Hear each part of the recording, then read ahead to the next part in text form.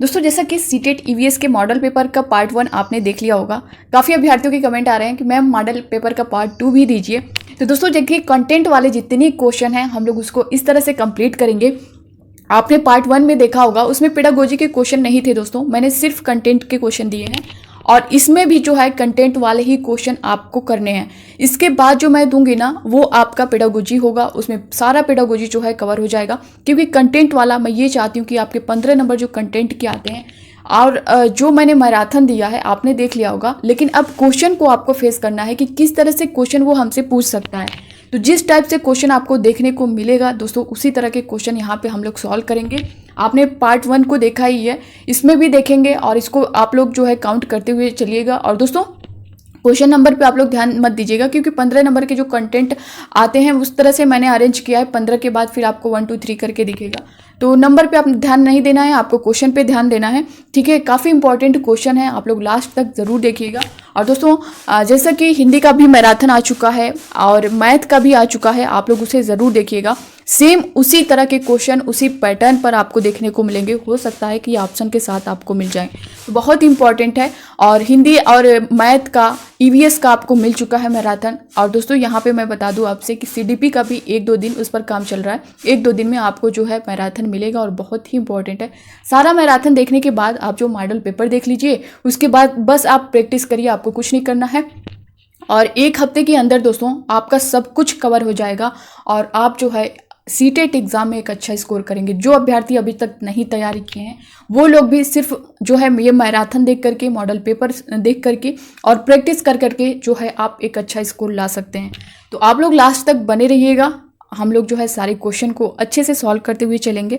तो स्टार्ट करते हैं। आज का पहला क्वेश्चन आप लोग स्क्रीन पर देख पा रहे होंगे। हाथियों के बारे में नीचे दिए गए कथनों पर विचार कीजिए।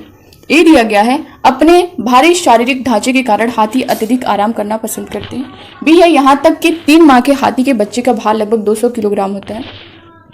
सी है, इन्हें कीचड़ और पानी में खेलना बहुत पसंद है। डी है, हाथियों के झुंड में नर और मादा हाथी अपने बच्चों के साथ घूमते हैं। इसमें से सही कथन कौन सा है, यानी ABCD में कौन सा सही कथन है ये आपको बताना है। ठीक है, अपने भारी शारीरिक ढांचे के कारण हाथी अत्यधिक आराम करना पसंद करते हैं, ये नहीं सही है। बी है, यहाँ तक कि 3 माह के हाथी के बच्चे का भार लगभग 200 किलोग्राम होता है, ये करेक्ट है। सी दिया गया है, इन्हें कीचड़ और पानी में खेलना बहुत पसंद है, तो इसका जो सी वाला ऑप्शन है ये भी करेक्ट है। डी दिया गया है, हाथियों के झुंड में नर और मादा हाथी अपने बच्चों के साथ घूमते हैं, ये नहीं होगा। यानी बी और सी के ऑप्शन में आप देख पा रहे ऑप्शन डी में ये जो है इसका करेक्ट आंसर होगा, ऑप्शन डी। दोस्तों देखिए, हाथियों के बारे में यहाँ पे मैं आप सभी को बता दूं कि क्या क्या इसके पॉइंट्स बन सकते हैं। हाथी जो होता है वो आवाज को सुनकर आदमी और जैसे मेल या फीमेल के बीच अंतर कर लेता है। अफ्रीकी हाथियों की गंध की सबसे अच्छी समझ होती है। और दूसरा, हाथी दिन में केवल जो है 2 से 4 घंटे ही सोता है। कितना? 2 से 4 घंटे सोता है। इससे रिलेटेड दोस्तों देखिए, ये हाथी वाला जो टॉपिक है ना, काफी इंपॉर्टेंट है। यहाँ से एक प्रश्न आपका आना ही आना है, तो इस तरह से ABCD करके दे देगा, तो आप उसके बारे में डिटेल जाने रहेंगे तभी सॉल्व कर पाएंगे। तो इसके बारे में आपको यहाँ से क्वेश्चन कंफर्म है, 1 नंबर का आएगा। ठीक है, एक का यहाँ से इंपॉर्टेंट टॉपिक है, यहाँ से 2-2 क्वेश्चन बन जाते हैं कभी कभी। दोस्तों देखिए, यहाँ पे अगला पॉइंट अगर मैं बताऊं तो 3 माह के हाथी के बच्चे का भार लगभग जो है 200 किलोग्राम होता है, जैसा कि यहाँ ऑप्शन में दिया गया है।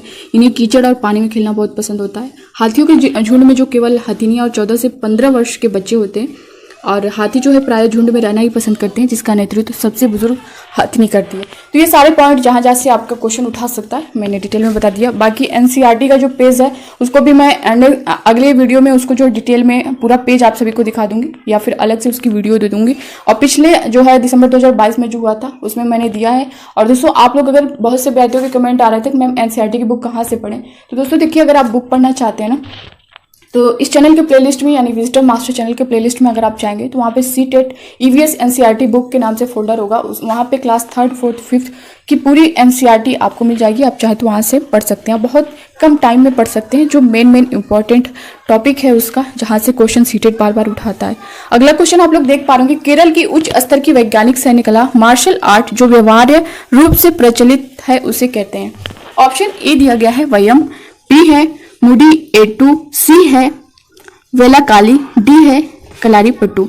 केरल की उच्च स्तर की वैज्ञानिक सैन्य कला जो व्यवहार्य रूप से प्रचलित है उसे क्या कहते हैं? उसे जो है कलारी पट्टू। यहाँ पे ऑप्शन डी देख पा रहे होंगे, ये जो है इसका करेक्ट आंसर होगा। कलारी पट्टू की बात करें दोस्तों तो ये विश्व की सबसे पुरानी मार्शल आर्ट तकनीक मानी जाती है। इस कला का उद्भव दक्षिण भारत में हुआ था, जिसमें कलरी का अर्थ होता है स्कूल या व्यायामशाला, जबकि दूसरा शब्द पायट का अर्थ होता है युद्ध या व्यायाम करना। तो अब इससे रिलेटेड कोई भी क्वेश्चन आएगा तो आप लोग कर ले जाएंगे। अगला क्वेश्चन आप लोग देख पा रहे होंगे, निम्नलिखित में से कौन से पदार्थ को आप जल से कपड़े के द्वारा छानकर अलग कर सकते हैं? ऑप्शन ए दिया गया है दूध नमक, बी है नमक चीनी, सी है हल्दी पाउडर तेल, डी है चाक पाउडर। यहाँ पे दिया गया है कि कौन से पदार्थ को आप जल से कपड़े के द्वारा छानकर अलग कर सकते हैं। क्या दूध नमक को जो है उसका जल और दूध को अलग कर सकते हैं, नमक को अलग कर सकते हैं? नहीं। नमक चीनी दिया गया है, ये भी नहीं होगा। सी है हल्दी पाउडर को भी आप नहीं कर सकते हैं, तेल को भी नहीं कर सकते हैं, चाक पाउडर और रेत इसको कर सकते हैं। तो ऑप्शन डी जो है इसका करेक्ट आंसर होगा। अगला क्वेश्चन आप लोग देख पा रहे होंगे, निम्नलिखित में से कौन सा समूह एक ही प्रकार के खाने की सामग्री से बना है? एक ही प्रकार के खाने की सामग्री से इसमें से कौन सा बना है ये आपको बताना है। ए दिया गया है डोसा पुलाव खीर, बी है चपाती दाल सलाद, सी है हलवा बिरयानी जेली, डी है अचार इडली हलवा। इसमें से कौन सा समूह है जो एक ही प्रकार के खाने की सामग्री से बना है? तो वो डोसा है, पुलाव है, खीर है। ये ऑप्शन ए जो है ये इसका करेक्ट आंसर होगा। ठीक है दोस्तों, यहाँ पे अगर डोसा की हम लोग बात करें तो यह एक दक्षिण भारतीय व्यंजन है जो चावल और उड़द की दाल से बनता है और नारियल की चटनी और सांभर के साथ परोसा जाता है। पुलाव की अगर बात करें यहाँ पे हम लोग तो यह एक उत्तर भारतीय व्यंजन है जिसका मुख्य अवयव चावल होता है। खीर की बात करें तो ये जो है उत्तर भारत में खीर एक लोकप्रिय मिष्ठान माना जाता है। ये जो है मुख्यतः चावल को दूध में पकाकर बनाई जाती है। तो इस तरह से ऑप्शन ए ही इसका करेक्ट होगा। अगला क्वेश्चन आप लोग देख पा रहे होंगे, यदि कोई किसान अपने खेतों में उर्वरकों और कीटनाशकों के अधिक का उपयोग करके बार बार धान की फसल उगाता है तो इस आचरण से उसके खेत की मृदा ऑप्शन ए दिया गया केवल धान की फसलों के लिए उपयुक्त होगी? नहीं। बी है एक साल में कई फसलों के लिए उपजाऊ हो जाएगी? नहीं। सी है उसी प्रकार के फसलों के लिए उपजाऊ हो जाएगी? नहीं। डी है बंजर हो जाएगी। ये जो है ऑप्शन डी जो है इसका करेक्ट आंसर होगा। नेक्स्ट क्वेश्चन देखते हैं, मुकुल हस्त मुद्रा जो सभी उंगलियों के सिरों को जोड़कर बनती है दर्शाती है? मुकुल हस्त मुद्रा। ऑप्शन ए दिया गया दृढ़ निश्चय, बी है कमल का फूल, सी है फूल तोड़ना और डी दिया गया है दृढ़ता। दोस्तों देखिए, मुकुल की अगर बात करें, मुकुल का अर्थ होता है कली होता है। एक बार जब भी पांचों उंगलियों को एक साथ लाया जाता है और सिरे पर एक दूसरे को स्पर्श किया जाता है तो मुकुल हस्त प्राप्त होता है। तो उससे जो है मुकुल हस्त मुद्रा को बीक हस्त मुद्रा भी कहते हैं। क्या कहते हैं? बीक हस्त मुद्रा। तो मुकुल हस्त मुद्रा जो पूछा गया है उसको हो सकता है आगे बीक हस्त मुद्रा के भी नाम से पूछा जा सकता है, तो आप इस पर ध्यान दीजिएगा।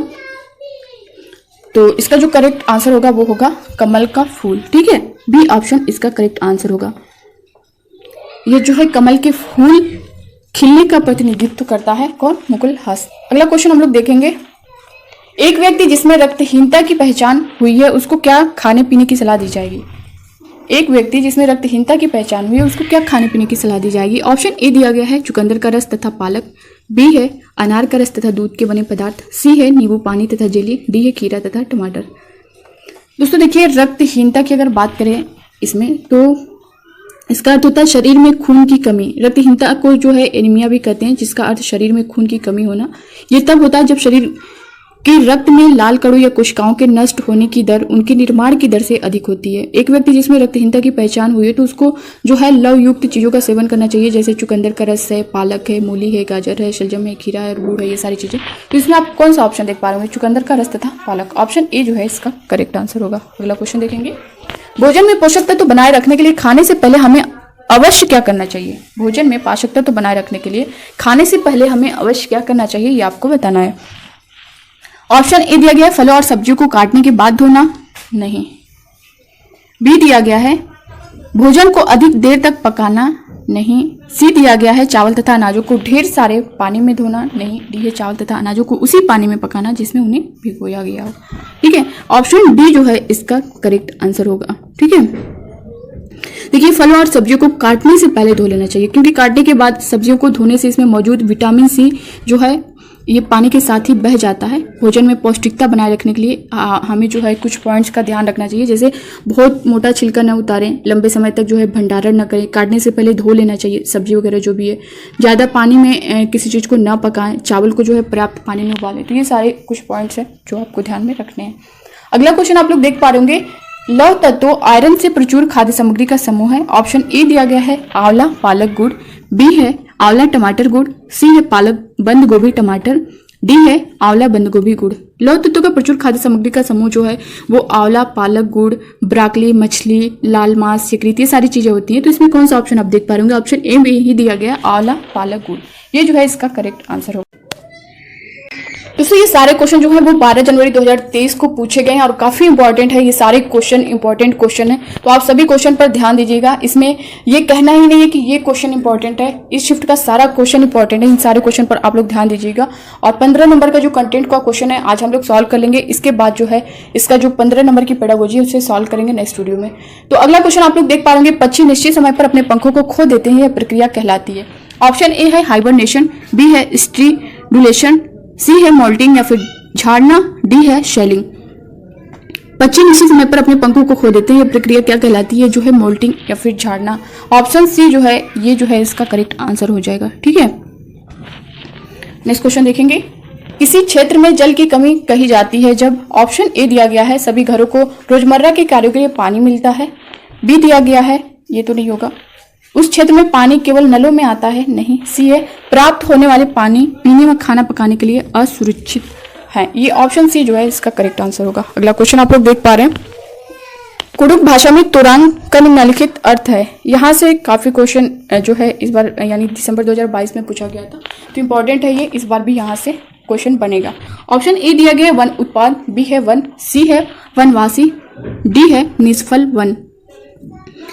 कुडुख भाषा में तुरंग का अर्थ वन या जंगल होता है, तो ऑप्शन बी आप देख पा रहे हैं वन, ये जो है इसका करेक्ट आंसर होगा। ठीक है, कुडुख भाषा झारखंड के आदिवासियों द्वारा बोली जाती है, जिसमें जंगल का वर्णन करने के लिए तुरंग शब्द का प्रयोग किया जाता है। झारखंड, मध्य प्रदेश, छत्तीसगढ़ और अन्य क्षेत्रों के कई लाख से अधिक लोग इस भाषा में संवाद करते हैं। तो इसका जो करेक्ट आंसर है, तुरंग का अर्थ पूछा गया था, तो इसमें तुरंग का अर्थ जो होता है वन या जंगल। अगला क्वेश्चन आप लोग देख पा रहे हैं, आपका घर एक्स पर स्थित है, डायरेक्शन से जो कि मैं बताई हूँ आपसे दोस्तों, यहाँ से एक क्वेश्चन आपका कंफर्म में आना है। तो जो भी जिनको ये क्वेश्चन नहीं समझ में आ रहा, आप लोग कमेंट बॉक्स में कमेंट करके जरूर बताइएगा। इससे पहले का भी शिफ्ट आपने देखा होगा, उसमें भी यही क्वेश्चन था, थोड़ा सा चेंज था। थोड़ा जो है ये जो मीटर सेंटीमीटर वगैरह जो दिया रहता है वो चेंज कर देता है, डायरेक्शन चेंज कर देता है। तो आपको यहाँ पे देखिए एक्स पर स्थित तथा दूध की दुकान वाई पर स्थित है। ठीक है, ये आपका नहीं होगा। आपके घर से दूध की दुकान तक जाने के लिए कोई सीधा रास्ता नहीं है, अतः पहले आप ए पर जाते हैं जो एक्स के ठीक उत्तर में 50 मीटर की दूरी पर है, फिर बी पर जाते हैं जो ए के ठीक पश्चिम में 60 मीटर दूरी पर है, फिर सी पर जाते हैं जो बी के ठीक उत्तर में 50 मीटर दूरी पर है, और अंत में आप वाई पर अर्थात दूध की दुकान पर पहुंचते हैं जो कि सी के ठीक पूर्व में 100 मीटर की दूरी पर है। दूध की दुकान के सापेक्ष आपके घर की दिशा है। जैसा कि मैं इससे पहले भी आप सभी को समझा चुकी हूँ, जो लोग पहले से देखे होंगे उनको समझ में आ गया होगा। इस तरह से पहले आपको कर लेना है, ये आपका ऊपर उत्तर रहेगा, नीचे दक्षिण, ये आपका पूर्व रहेगा और ये आपका पश्चिम रहेगा। अब यहाँ पे आपका ये जो पॉइंट आएगा ये उत्तर पूर्व आएगा, ये जो है उत्तर पश्चिम आएगा। ठीक है, यहाँ पे आपका दक्षिण पश्चिम आएगा और यहाँ पे आपका आएगा दक्षिण पूर्व। तो ये चीज पहले आपको समझनी है, अगर आप ये समझ लेंगे तो आगे कर लेंगे। ठीक है, अब आगे जो हमें क्या करना है, जिस तरह से क्वेश्चन पूछा गया है कि आपका घर एक्स पर स्थित है। ठीक है, एक्स पर यहाँ पे हम एक्स मान लेते हैं, यानी एक्स पर आपका घर स्थित है तथा दूध की दुकान वाई पर स्थित है। अभी इसको हम देखेंगे। ठीक है, आपके घर से दूध की दुकान तक जाने के लिए कोई सीधा रास्ता नहीं है, तब पहले आप ए पर जाते हैं जो एक्स के ठीक उत्तर में 50 मीटर, उत्तर में ठीक ए पर जो है 50 मीटर पे है। ठीक, यहाँ पे हम देख लेते हैं। फिर बी पर जाते हैं जो ए के ठीक पश्चिम में, ए के ठीक पश्चिम इधर जाएंगे तो ये 60 मीटर पर है, 60 मीटर आप लोग समझ लीजिएगा। ठीक है, ये सी है।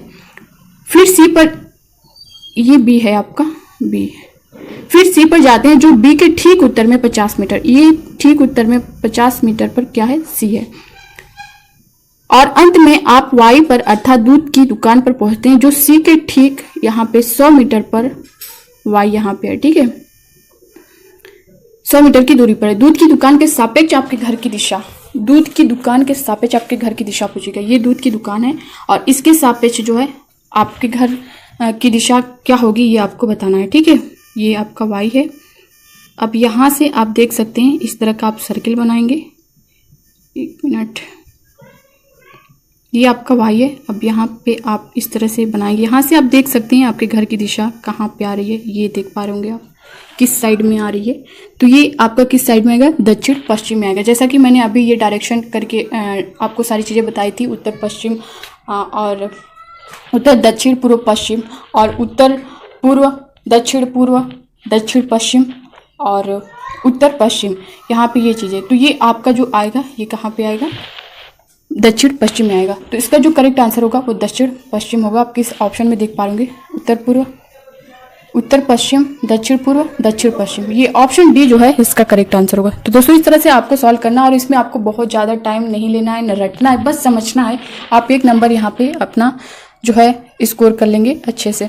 अगला क्वेश्चन आप लोग देख पा रहे हैं, पक्षियों के पंखों के दोनों ओर का मुलायम भाग कहलाता है। ऑप्शन ए है बार्ब, सी है क्विल, यहाँ पे बी रहेगा।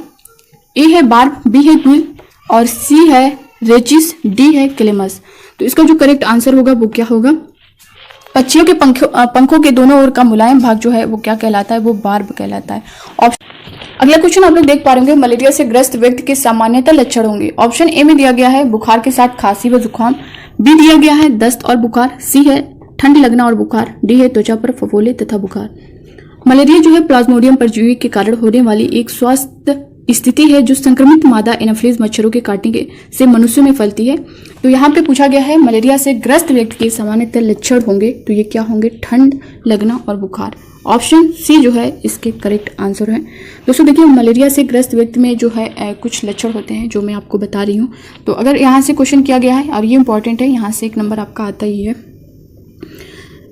इसमें जो है ठंड लगने की गंभीरता हल्के से लेकर गंभीर तक, और सिर दर्द की प्रॉब्लम हो सकती है, मितली जो है, उच्च बुखार है, उल्टी है, पेट में दर्द है, पसीना है, मांसपेशियों में दर्द है, ये सारे जो हैं इसके मलेरिया से ग्रस्त व्यक्ति के सामान्यतः लक्षण होते हैं। तो इसमें जो इसका करेक्ट आंसर है वो ऑप्शन डी है, ठंड लगना और बुखार। जिस राज्य में नेहरू इंस्टीट्यूट ऑफ माउंटेनियरिंग स्थित है उसका नाम है। ऑप्शन ए दिया गया है उत्तर प्रदेश, बी है उत्तराखंड, सी है हिमाचल प्रदेश, डी है झारखंड। दोस्तों देखिए, Nehru institute of mountaineering NIM की स्थापना जो है वो 14 नवंबर 1965, कब, 14 नवंबर 1965 को उत्तरकाशी उत्तराखंड राज्य में हुई थी। तो इसमें ऑप्शन बी में आप देख पा रहे होंगे उत्तराखंड, ऑप्शन बी जो है इसका करेक्ट आंसर होगा। ठीक है, और इसकी शुरुआत भारत के पहले प्रधानमंत्री पंडित जवाहरलाल नेहरू के सम्मान में की गई थी। ठीक है, तो यहाँ से क्वेश्चन उठाया है, तो अब इससे इधर उधर भी क्वेश्चन उठा, तो आप लोग इसे कर पाए। अगला क्वेश्चन देखेंगे, उस मादक द्रव्य की पहचान कीजिए जो एक भ्रांतिजनक मादक द्रव्य का उदाहरण नहीं है। इसमें पूछा गया है कि उस मादक द्रव्य की पहचान कीजिए जो एक भ्रांतिजनक मादक द्रव्य का उदाहरण नहीं है। ए दिया गया है LSD, बी है हशीश या भांग, सी है कैनाबिस, डी है पेनिसिलिन। तो दोस्तों इसमें जो है द्रव्य का उदाहरण नहीं बताना है, तो ये है पेनिसिलिन नहीं है। तो ऑप्शन डी जो है इसका करेक्ट आंसर होगा। ठीक है, पेनिसिलिन जो है एक ऐसे एंटीबायोटिक का उदाहरण है जिसका उत्पादन नीले रंग की फफूंदी द्वारा प्राकृतिक रूप से किया जाता है और इसका उपयोग विभिन्न जीवाणुजन्य संक्रमणों का उपचार करने और उसकी रोकथाम करने के लिए किया जाता है। यह जो है एक भ्रांतिजनक मादक द्रव्य का उदाहरण नहीं है, बाकी ये सब हैं। ठीक है, तो ऑप्शन डी इसमें करेक्ट आंसर होगा। अगला क्वेश्चन आप लोग देख पा रहे होंगे, जल संरक्षण में संलिप्त अलवर जिले से भारत का जल पुरुष कहे जाने वाले इस पर्यावरणवादी का नाम है। ये भी काफी इंपॉर्टेंट है। यहाँ से क्वेश्चन कई शिफ्टों में जो है पूछा गया है और पिछला जो ऑफलाइन एग्जाम हुआ था उसमें भी यहाँ से क्वेश्चन आता रहा है। ऑप्शन ए दिया गया है जादव पयंग, बी है राजेंद्र सिंह, सी है मेगा पाटिकर, डी है आबिद सुरती। आप लोग भी अपने आंसर करिए। दोस्तों देखिए, डॉक्टर राजेंद्र सिंह भारत में राजस्थान के अलवर जिले से एक प्रसिद्ध जल संरक्षणवादी हैं। तो ऑप्शन बी में आप देख पा रहे होंगे राजेंद्र सिंह, ये जो है करेक्ट आंसर होगा। इन्हें दोस्तों जो है भारत के जल पुरुष के नाम से भी जाना जाता है। इनका जन्म 6 अगस्त 1959, कब, 6 अगस्त 1959 को हुआ था और इनके प्रयासों से पूरे राजस्थान में अब तक करीब 7000 तालाबों का निर्माण हो चुका है, जिससे राजस्थान के 1000 गांव पानी के मामले में खुशहाल उठे हैं। तो यहाँ से कोई भी क्वेश्चन उठाएगा किसी पॉइंट से तो आप लोग इसे कर लेंगे। अगला क्वेश्चन आप लोग देख पा रहे होंगे, वह प्रतिरूप जो कश्मीरी हाउस बोट पर चौखटी आरा पहेली के जैसा दिखता है वह है। ऑप्शन ए दिया गया है देवबंद, बी है मेहराब, सी है मुकरना, डी है खत्मबंद। वह प्रतिरूप जो कश्मीरी हाउस बोट पर चौखटी आरा पहेली के जैसे दिखता है उसे जो है खत्मबंद कहते हैं। तो ऑप्शन डी आप देख पा रहे होंगे, ये जो है इसका करेक्ट आंसर होगा। इसके तहत दोस्तों देवदार और अखरोट की लकड़ी का उपयोग करके हाथ से जो आकृतियां बनाई जाती हैं उनका उपयोग छत और दीवारों को सजाने के लिए किया जाता है। इसमें लकड़ी को ज्यामितीय आकृतियों में काटा जाता है। ठीक है, तो ऑप्शन डी इसका करेक्ट होगा। नेक्स्ट क्वेश्चन आप लोग देख पा रहे होंगे, कक्षा 5 की पाठ्य पुस्तक में गोलकुंडा के किले का मानचित्र छपा है। इस मानचित्र के दाहिने नीचे भाग में निम्नलिखित पैमाना छपा है। यहाँ पे दिया गया है 1 सेंटीमीटर इक्वल टू 110 मीटर। यहाँ पे दोस्तों इक्वल रहेगा बीच में, 1 सेंटीमीटर इक्वल टू 110 मीटर।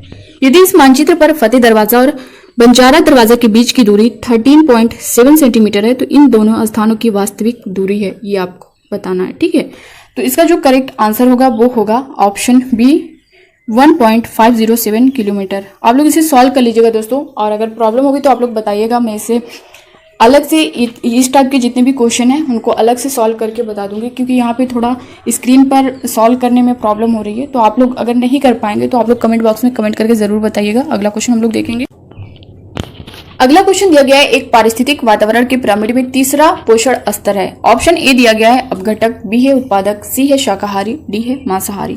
तीसरा पोषण स्तर पूछा गया है। तो दोस्तों देखिए, एक पारिस्थितिक पिरामिड में उत्पादक स्तर पर हरे पौधे सौर ऊर्जा को खाद्य ऊर्जा में बदलते हैं, इसलिए इन्हें प्रथम पोषण स्तर के अंतर्गत रखा जाता है।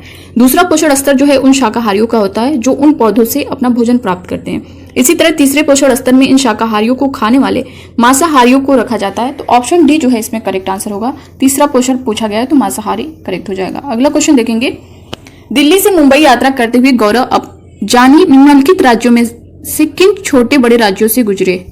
यहाँ पे क्वेश्चन दिया गया है, दिल्ली से मुंबई यात्रा करते हुए गौरव जानी निम्नलिखित राज्यों में से किन छोटे बड़े राज्यों से गुजरे, ये आपको बताना है। ऑप्शन ए में दिया गया है महाराष्ट्र, राजस्थान, हरियाणा, बी है गुजरात, महाराष्ट्र, राजस्थान, सी है राजस्थान, मध्य प्रदेश, महाराष्ट्र, डी है मध्य प्रदेश, छत्तीसगढ़। तो दोस्तों यहाँ पे दिल्ली से मुंबई यात्रा करते हुए पूछा गया है, तो ऑप्शन बी करेक्ट होगा, गुजरात, महाराष्ट्र, राजस्थान। इसे मैप के थ्रू जो है आप और अच्छे से समझ सकते हैं। तो ऑप्शन बी इसका करेक्ट होगा। और बाकी जो इस टाइप के क्वेश्चन है मैं उसे मैप के थ्रू आप सभी को अलग से वीडियो दूंगी और उसमें अच्छी तरह से आप सभी को समझा दूंगी। आपके जो भी डाउट होंगे वो क्लियर हो जाएंगे। अगला क्वेश्चन देखेंगे, मनाली में चमेली किस प्रकार के आवास में रहती है। ऑप्शन ए दिया गया है प्रबल बांस के खंभों से बने घर में, बी है खपरैल के मिट्टी के घर में, सी है पत्थर या लकड़ी से बने घर में, डी है बहुमंजिला घर में। मनाली में चमेली किस प्रकार के आवास में रहती है, ये आपसे पूछा गया है। तो दोस्तों देखिए, चमेली मनाली से है जो कि एक पहाड़ी इलाका है। यहाँ जो है बारिश बहुत होती है और बर्फ भी पड़ती है। कहाँ पे? मनाली में। वो बताती है कि जब ठंड ज्यादा होती है तब धूप में बैठना अच्छा लगता है। मनाली में चमेली पत्थर या लकड़ी से बने घर में रहती है। तो ऑप्शन सी देख पा रहे होंगे, पत्थर या लकड़ी से बने घर, ये जो है इसका करेक्ट आंसर होगा। ठीक है, पत्थर या लकड़ी से बने घर कहाँ पे? मनाली में। अगला क्वेश्चन देखेंगे, गेहूं से हम विविध प्रकार के खाद्य व्यंजन बना सकते हैं, निम्नलिखित में से कौन से खाद्य पदार्थ गेहूं द्वारा नहीं बनाए जा सकते। उत्तपम तथा डोसा, चपाती तथा केक, हलवा तथा पूरी, स्लाइड्स, ब्रेड तथा पुआ। यहाँ पे पुआ रहेगा, ये इंग्लिश में दिया हुआ है, यहाँ पे आप लोग समझ लीजिएगा। तो इसमें से गेहूं द्वारा नहीं बनाया जा सकता, इसमें जो नहीं बनाया जा सकता गेहूं द्वारा वो आपको बताना है। तो चपाती तथा केक ये तो बन सकता है, हलवा पूरी भी बन सकता है, स्लाइड ब्रेड पुआ भी बन सकता है। ये उत्तपम तथा डोसा ये जो है दोस्तों चावल को पीस करके जो है उससे बनता है। तो ऑप्शन ए जो है ये इसका करेक्ट आंसर होगा। इसमें से जो नहीं पूछा है वो बताना है। अगला क्वेश्चन आप लोग देख पा रहे होंगे, आहारी रेशों के विषय में निम्नलिखित में से कौन सा सत्य नहीं है। इनमें से आहारी रेशों के विषय में कौन सा सत्य नहीं, आपको बताना है। ऑप्शन ए में दिया गया हमारे शरीर को पोषण देना, बी है रुचांश भी कहा जाता है, सी है हमारे शरीर को अपाचित भोजन से छुटकारा पाने में मदद करते हैं, डी है मुख्यतः पौधों द्वारा प्रदान किए जाते हैं। आहारी रेशों के विषय में निम्नलिखित में से कौन सा सत्य नहीं है। तो बी जो है रुचांश भी कहा जाता है, सही है। हमारे शरीर को अपाचित भोजन से छुटकारा पाने में मदद करते हैं, ये भी सही है। मुख्यतः पौधों द्वारा प्रदान की जाती है, ये भी सही है। तो जो नहीं पूछा है वो बताना, हमारे शरीर को पोषण देना, ये जो है नहीं होगा। तो ऑप्शन ए जो है इसका करेक्ट आंसर होगा। अगला क्वेश्चन देखते हैं, पाठ अमृता की कहानी में ग्राम खेजड़ली को उसका नाम मिला। ऑप्शन ए है पूर्वजों से, बी दिया गया है वहां निकास करने वाले बच्चों से, सी है वहां उगने वाले वृक्षों से, डी है पंचायत के सदस्यों से। तो इसका जो करेक्ट आंसर होगा दोस्तों ये होगा ऑप्शन सी, वहां उगने वाले वृक्षों से। सी ऑप्शन करेक्ट होगा। और दोस्तों ये काफ़ी इंपॉर्टेंट है, अमृता की कहानी। तो यहाँ से क्वेश्चन काफ़ी पूछे जाते हैं। दोस्तों देखिए यहाँ पे अगर बात करें पाठ अमृता की कहानी में जो है खिलडली भारत के राजस्थान के जोधपुर जिले का एक गांव है। कहाँ पे? भारत के राजस्थान के जोधपुर जिले का एक गांव है।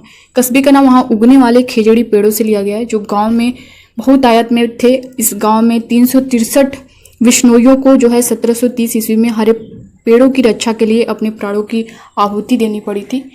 तो ठीक है, इससे रिलेटेड बाकी जो भी हो, और जो एनसीईआरटी में इसका पेज है पूरा लेसन जो पार्ट दिया हुआ है उसको भी मैं आप सभी को बता चुकी हूँ। जो लोग एनसीईआरटी पढ़ना चाहते हैं क्लास 3rd 4th 5th की, जैसा कि ईवीएस में पूछता है, तो आप लोग उसे पढ़ सकते हैं। दोस्तों प्लेलिस्ट में आपको क्लास 3rd 4th 5th की पूरी एनसीईआरटी मिल जाएगी। मैं सारा जो है डिटेल बता चुकी हूँ, आप लोग वहाँ पे जाके देख सकते हैं। सीटेट ईवीएस एनसीईआरटी बुक के नाम से फोल्डर है, आप लोग पढ़ लीजिएगा।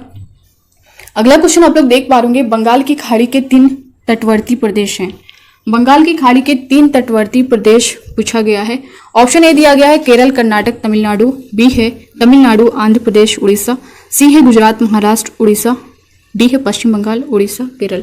तो बंगाल की खाड़ी के 3 निकटवर्ती जो प्रदेश हैं, राज्य हैं, वो हैं तमिलनाडु, आंध्र प्रदेश और उड़ीसा। ऑप्शन बी जो है ये करेक्ट आंसर होगा। और दोस्तों ये बहुत इंपॉर्टेंट है, ये सेम ऑप्शन के साथ जो है रिपीट होता है। आप लोग इसे बहुत ध्यान से देखिएगा, इसका जो है ऑप्शन भी चेंज नहीं किया जा सकता है, सेम ऑप्शन के साथ जो है ये रिपीट हुआ है क्वेश्चन कई बार। अगला क्वेश्चन आप लोग देख पा रहे होंगे, वर्षा जल संग्रहण का अर्थ है। ऑप्शन ए दिया गया है वर्षा के जल का भंडारण सतही या अधोसतही जल भृत में होता है। बी है वर्षा के जल को छतों के ऊपर से तथा पार्कों से बह जाने दिया जाता है। सी है सतही वर्षा जल से मिट्टी गंदगी हटाना। डी है सतही वर्षा जल से लवण हटाना। वर्षा जल संग्रहण का अर्थ पूछा गया है, तो इसमें वर्षा के जल का भंडारण सतही या अधोसतही जल भृत में होता है, तो ऑप्शन ए ही इसका करेक्ट आंसर होगा। अगला क्वेश्चन आप लोग देख पा रहे, स्वच्छ भारत अभियान कब आरंभ किया गया? स्वच्छ भारत अभियान जो है कब आरंभ किया गया यहाँ पे पूछा गया है। ऑप्शन ए में दिया गया है महात्मा गांधी के 150वें जन्म दिवस पर। बी है महात्मा गांधी के 100वें जन्म दिवस पर। सी है सुभाष चंद्र बोस के 100वें जन्म दिवस पर। डी है सुभाष चंद्र बोस के 125वें जन्म दिवस पर। स्वच्छ भारत अभियान कब आरंभ किया गया दोस्तों? तो ये महात्मा गांधी के 150वें जन्म दिवस पर। तो ऑप्शन ए जो है इसका यही करेक्ट आंसर हो जाएगा। ठीक है, स्वच्छ भारत अभियान 2 अक्टूबर यहाँ पे 2 अक्टूबर 2014 को नई दिल्ली के राजघाट से शुरू किया गया था। यह अभियान महात्मा गांधी के 150वें जन्म दिवस पर आरंभ किया गया। इसका उद्देश्य खुले में शौच जाने पर रोक लगाना था। यह स्वच्छता और सफाई पर केंद्रित है। इसका उद्देश्य उन लोगों के लिए शौचालय बनाना है जिनके पास शौचालय नहीं था। तो इसमें ये करेक्ट होगा। और यहाँ से कोई भी क्वेश्चन बनेगा कि स्टार्टिंग कब हुई, कब से शुरुआत हुई, तो 2 अक्टूबर 2014 से हुई है। तो आप जब यहाँ से क्वेश्चन उठाया तो क्या पता थोड़ा इधर उधर पॉइंट करके क्वेश्चन उठा सकता है। तो आप लोग देख पा रहे, कोई व्यक्ति अहमदाबाद से तिरुवनंतपुरम जाने के लिए 6 सितंबर 2022 को ट्रेन में सवार हुआ। यह ट्रेन अहमदाबाद से 11:30 पर चली और 8 सितंबर 2022 को 3 बजे तिरुवनंतपुरम पहुंची। यदि ट्रेन द्वारा चली गई दूरी 2277 यानी 2277 किलोमीटर है, तो ट्रेन की औसत चाल है। ट्रेन की औसत चाल है क्या है ये आपको बताना है। ठीक है, तो दोस्तों देखिए यहाँ पे दिया गया है। और यहाँ से दोस्तों ये क्वेश्चन इंपॉर्टेंट है, इसमें जो है कुछ टाइम चेंज कर देगा और ये दूरी जो है चेंज कर देगा, बाकी पैटर्न वही रहेगा। ये क्वेश्चन 1 नंबर आपको मिलेगा ही एग्जाम में। तो आपको ये इस क्वेश्चन अगर नहीं आ रहा है तो इसको प्रैक्टिस कर लीजिएगा।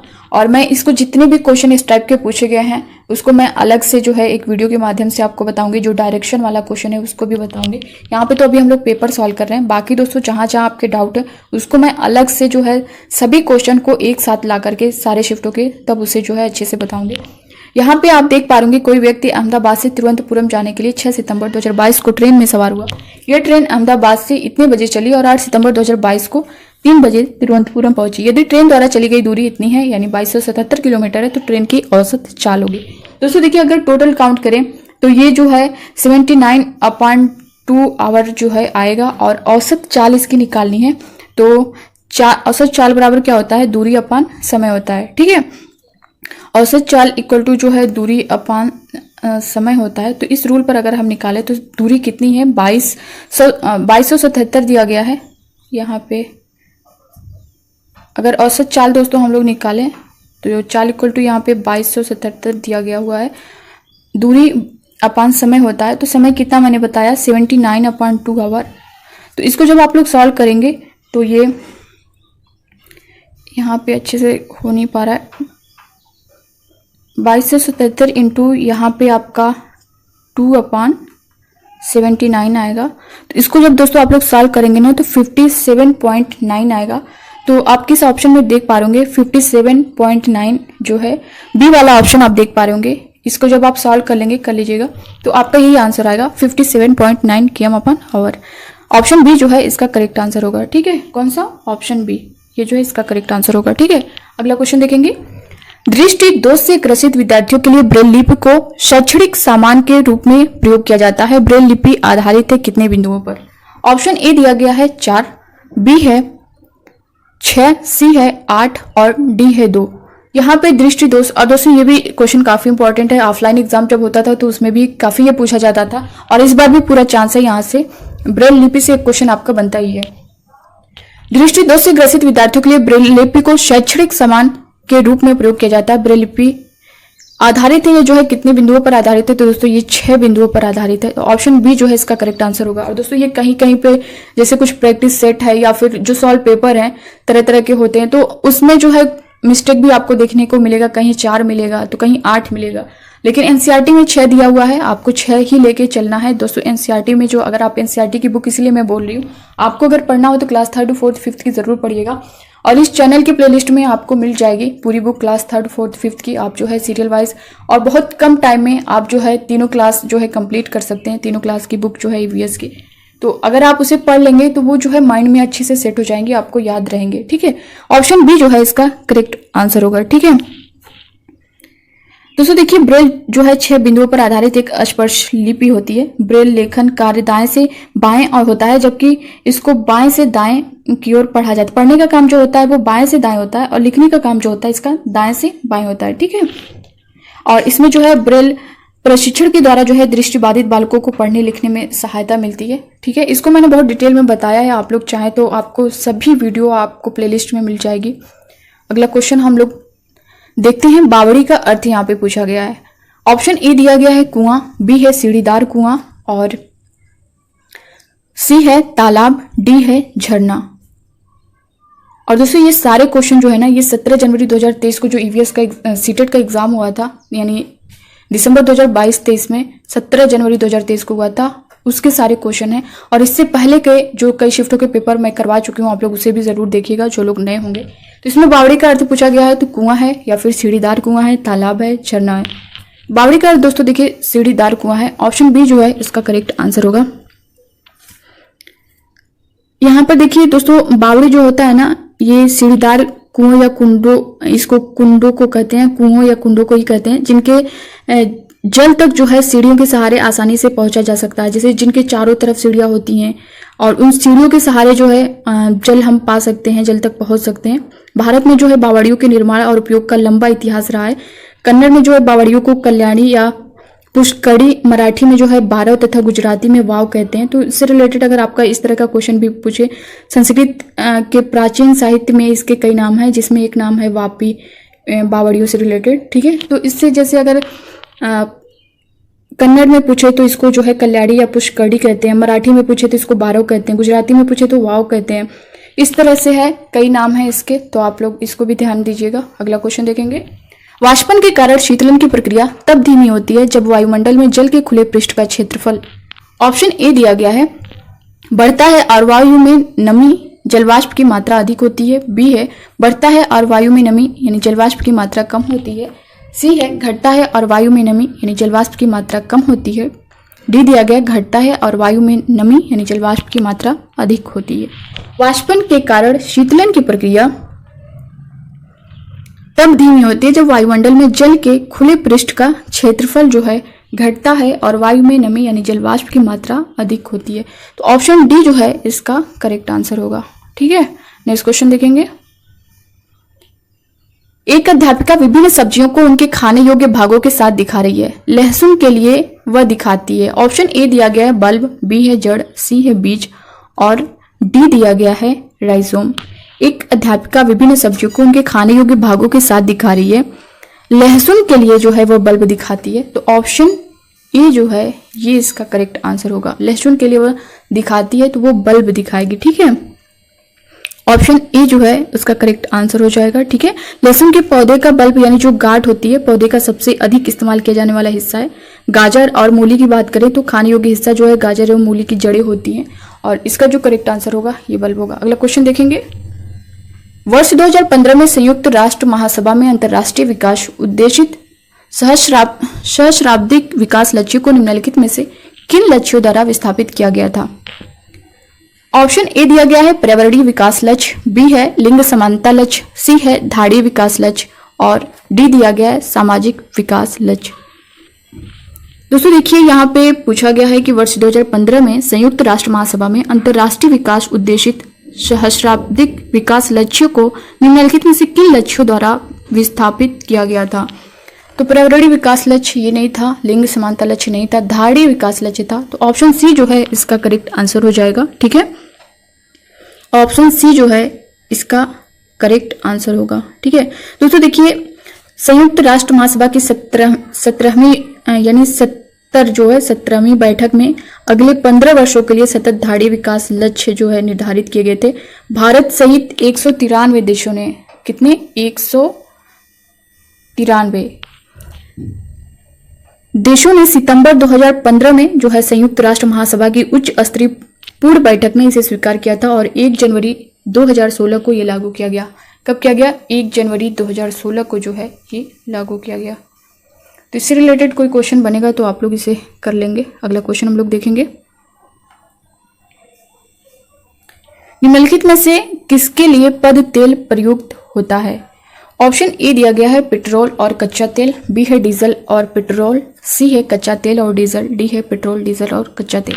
निम्नलिखित में से किसके लिए पद तेल प्रयुक्त होता है? तो पेट्रोल और कच्चा तेल ये नहीं होगा, डीजल और पेट्रोल, कच्चा तेल और डीजल ये भी नहीं होगा, डी है पेट्रोल डीजल और कच्चा तेल। ऑप्शन डी जो है इसका करेक्ट आंसर होगा। पद तेल जो है उपयुक्त होता है। अगला क्वेश्चन हम लोग देखेंगे। निम्नलिखित में से भारत के संघ शासित प्रदेशों का युगल चुनिए। यहाँ से भी क्वेश्चन काफी उठाया गया था तो आप लोग इस पर भी ध्यान दीजिएगा कि कौन सा कई राज्य दे देगा और उसमें से पूछेगा कि कौन सा जो है संघ शासित प्रदेश है। तो यहाँ से क्वेश्चन आपका कई शिफ्टों में लगभग बना हुआ है तो इस पर भी आप लोग ध्यान दीजिएगा।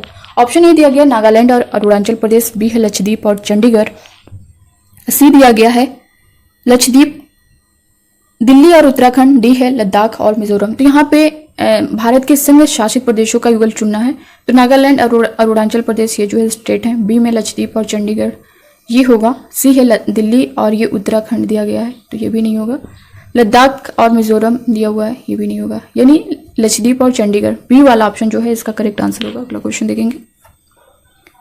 निम्नलिखित में से कौन सा कथन जल विभाजक प्रबंधन के संदर्भ में सही है? ए दिया गया है भूमिगत तथा सतही जल का संरक्षण, बी है व्यक्तिगत स्तर पर संभाला जा सकता है, सी है योजना बनाने के लिए निधि कोष के आवंटन का निर्धारण, डी है जल के संरक्षण हेतु जल विभाजक पॉलिसी का गठन करना। निम्नलिखित में से कौन सा कथन जल विभाजक प्रबंधन के संदर्भ में सही है ये आपको बताना है, ठीक है। ए दिया गया भूमिगत तथा सतही जल का संरक्षण ये होगा, जल विभाजक प्रबंधन के संदर्भ में सही जो है वही आपको बताना है। बी दिया गया है व्यक्तिगत स्तर पर संभाला जा सकता है, नहीं। सी है योजना बनाने के लिए निधि कोष के आवंटन का निर्धारण ये भी होगा, और डी दिया गया है जल के संरक्षण हेतु जल विभाजक पॉलिसी का गठन करना ये भी होगा। यानी फर्स्ट ए, सी और डी, इस ऑप्शन में ए, सी और डी, ऑप्शन बी में आप देख पा रहे होंगे तो ये करेक्ट आंसर हो चुका है, बी वाला ऑप्शन जो है करेक्ट होगा। अगला क्वेश्चन देखेंगे। निम्नलिखित में से कौन सा भारत का राष्ट्रीय वृक्ष है? इसमें से भारत का राष्ट्रीय वृक्ष पूछा गया है, इजी क्वेश्चन था, आप लोग इसे कर लेंगे। ऑप्शन ए दिया गया है पीपल का वृक्ष, बी है नीम का वृक्ष, सी है बरगद का वृक्ष, डी है कदम्ब का वृक्ष।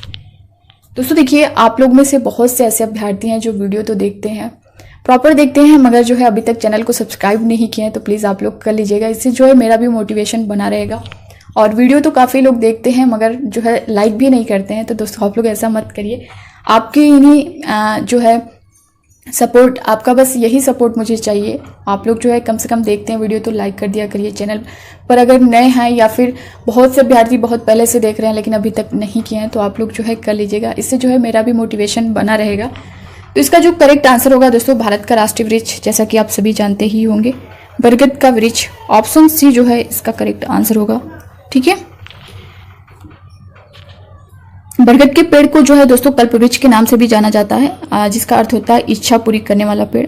और इस पेड़ को ऐसा इसलिए कहा जाता है क्योंकि बरगद के पेड़ में अपार औषधि के गुण होते हैं।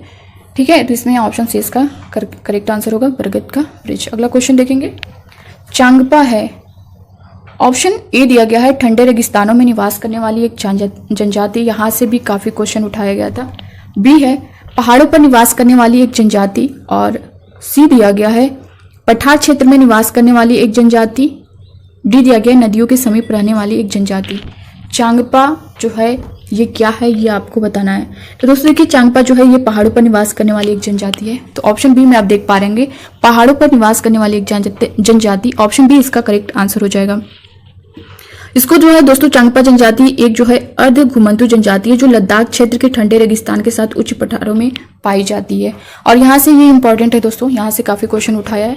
अगला क्वेश्चन आप लोग देख पा रहे होंगे, भारत की राजधानी की स्थिति के सापेक्ष चंडीगढ़ पंजाब की राजधानी और देहरादून उत्तराखंड की राजधानी की दिशाएं क्रमशः है। यहाँ पे भारत की राजधानी की स्थिति के सापेक्ष पूछा गया है चंडीगढ़ और देहरादून। तो ये क्या होगा यहाँ पे बताना है। ऑप्शन ए में दिया गया है उत्तर पूर्व और उत्तर पश्चिम, बी है दक्षिण पूर्व और उत्तर पूर्व, सी है उत्तर पश्चिम और उत्तर पूर्व, डी है दक्षिण पश्चिम और उत्तर पश्चिम। तो दोस्तों देखिए, इसका करेक्ट आंसर होगा उत्तर पश्चिम और उत्तर पूर्व। ऑप्शन सी वाला करेक्ट हो जाएगा। और दोस्तों जैसा कि मैंने बताया है, ये सारा जो है डायरेक्शन से रिलेटेड जितने भी क्वेश्चन है मैं पहले भी करवाई हूँ। अगर आप लोग उस वीडियो को देखे होंगे तो ठीक है, अगर नहीं देखे होंगे तो आप लोग कमेंट बॉक्स में कमेंट करके जरूर बताइएगा। मैं फिर से जो है इसको सब जितने भी डायरेक्शन वाले क्वेश्चन पूछे गए हैं, टाइमिंग वाले जो क्वेश्चन है, उन सबको मैं अलग से वीडियो दूंगी। और जितने भी शिफ्टों में इस टाइप के क्वेश्चन चेंज कर करके पूछे गए, उन सारे क्वेश्चन को हम लोग उसमें डिटेल में मैप के थ्रू सॉल्व कर लेंगे। ठीक है, अगला क्वेश्चन आप लोग देख पा रहे होंगे, महत्वपूर्ण कारक जो पदार्थ के दुरुपयोग में योगदान देता है। ऑप्शन ए दिया गया है दुरुपयोग करने वाले का लिंग, बी है वे जिस क्षेत्र में रहने वाले हैं वहां तंबाकू उगाया जाता है, सी दिया गया है अन्य परिवार के सदस्यों द्वारा पदार्थों का नियमित प्रयोग या उपयोग, डी है क्षेत्र की जलवायु की स्थिति। महत्वपूर्ण कारक जो पदार्थ के दुरुपयोग में योगदान देता है, दुरुपयोग करने वाले का लिंग नहीं, बी है वे जिस क्षेत्र में रहने वाले हैं जहां तंबाकू उगाया जाता है नहीं, सी है अन्य परिवार के सदस्यों द्वारा पदार्थों का नियमित प्रयोग। ऑप्शन सी दोस्तों इसका जो है करेक्ट आंसर होगा। अगला क्वेश्चन देखेंगे, सामाजिक विज्ञान में प्रवचन एवं महत्वपूर्ण संप्रत्यय है।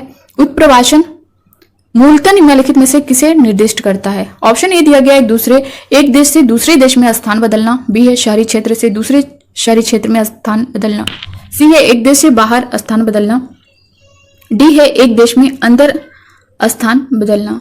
यहाँ पे बताया गया है सामाजिक विज्ञान में प्रवचन एक महत्वपूर्ण संप्रत्यय है। उत्प्रवासन मूलतः निम्नलिखित में से किसे निर्दिष्ट करता है। एक देश से दूसरे देश में स्थान बदलना नहीं, बी है एक शहरी क्षेत्र से दूसरे शहरी क्षेत्र में स्थान बदलना, ये भी नहीं होगा, सी है एक देश से बाहर स्थान बदलना। ऑप्शन सी दोस्तों ये जो है एक देश से बाहर स्थान बदलना, ये जो है इसका करेक्ट आंसर होगा। अगर आप लोग देख पा रहे होंगे, वह स्थान जहां चांगपा अपनी भेड़ें एवं बकरियां रखते हैं कहलाता है। ऑप्शन ए दिया गया रेबो, बी है लेखा, सी है शेड, डी है पेन। तो दोस्तों चांगपा से आपने देखा होगा, इससे पहले भी एक क्वेश्चन पूछा जा चुका है और यहाँ पे भी उसे थोड़ा सा चेंज करके पूछा, तो काफी इंपॉर्टेंट है। यहाँ से 2 क्वेश्चन जो है एक ही शिफ्ट में पूछा गया है। तो इसका करेक्ट आंसर क्या होगा, वह स्थान जहां चांगपा अपनी भेड़ें एवं बकरियां रखते हैं कहलाता है। तो ये लेखा कहलाता है, क्या कहलाता है, लेखा। ऑप्शन बी जो है इसका करेक्ट आंसर होगा। प्रकार बायां दायां दिशाएं सापेक्ष हैं, उसी प्रकार पृथ्वी पर ऊपर और नीचे भी केवल सापेक्ष होता है। पृथ्वी गोल है, वास्तव में हम भारत के लोग नीचे दिए गए किस देश के लोगों के सापेक्ष एक दूसरे के उल्टे हो सकते हैं। दोस्तों ये क्वेश्चन जो है ना काफी इंपॉर्टेंट है, ये कई बार जो है रिपीट हुआ है, ऑफलाइन एग्जाम में भी पूछा जाता था और ऑनलाइन में भी कई शिफ्टों में पूछा गया है। तो आप इस पर ध्यान दीजिएगा क्योंकि सेम ऑप्शन के साथ आपको देखने को मिल सकता है ये क्वेश्चन।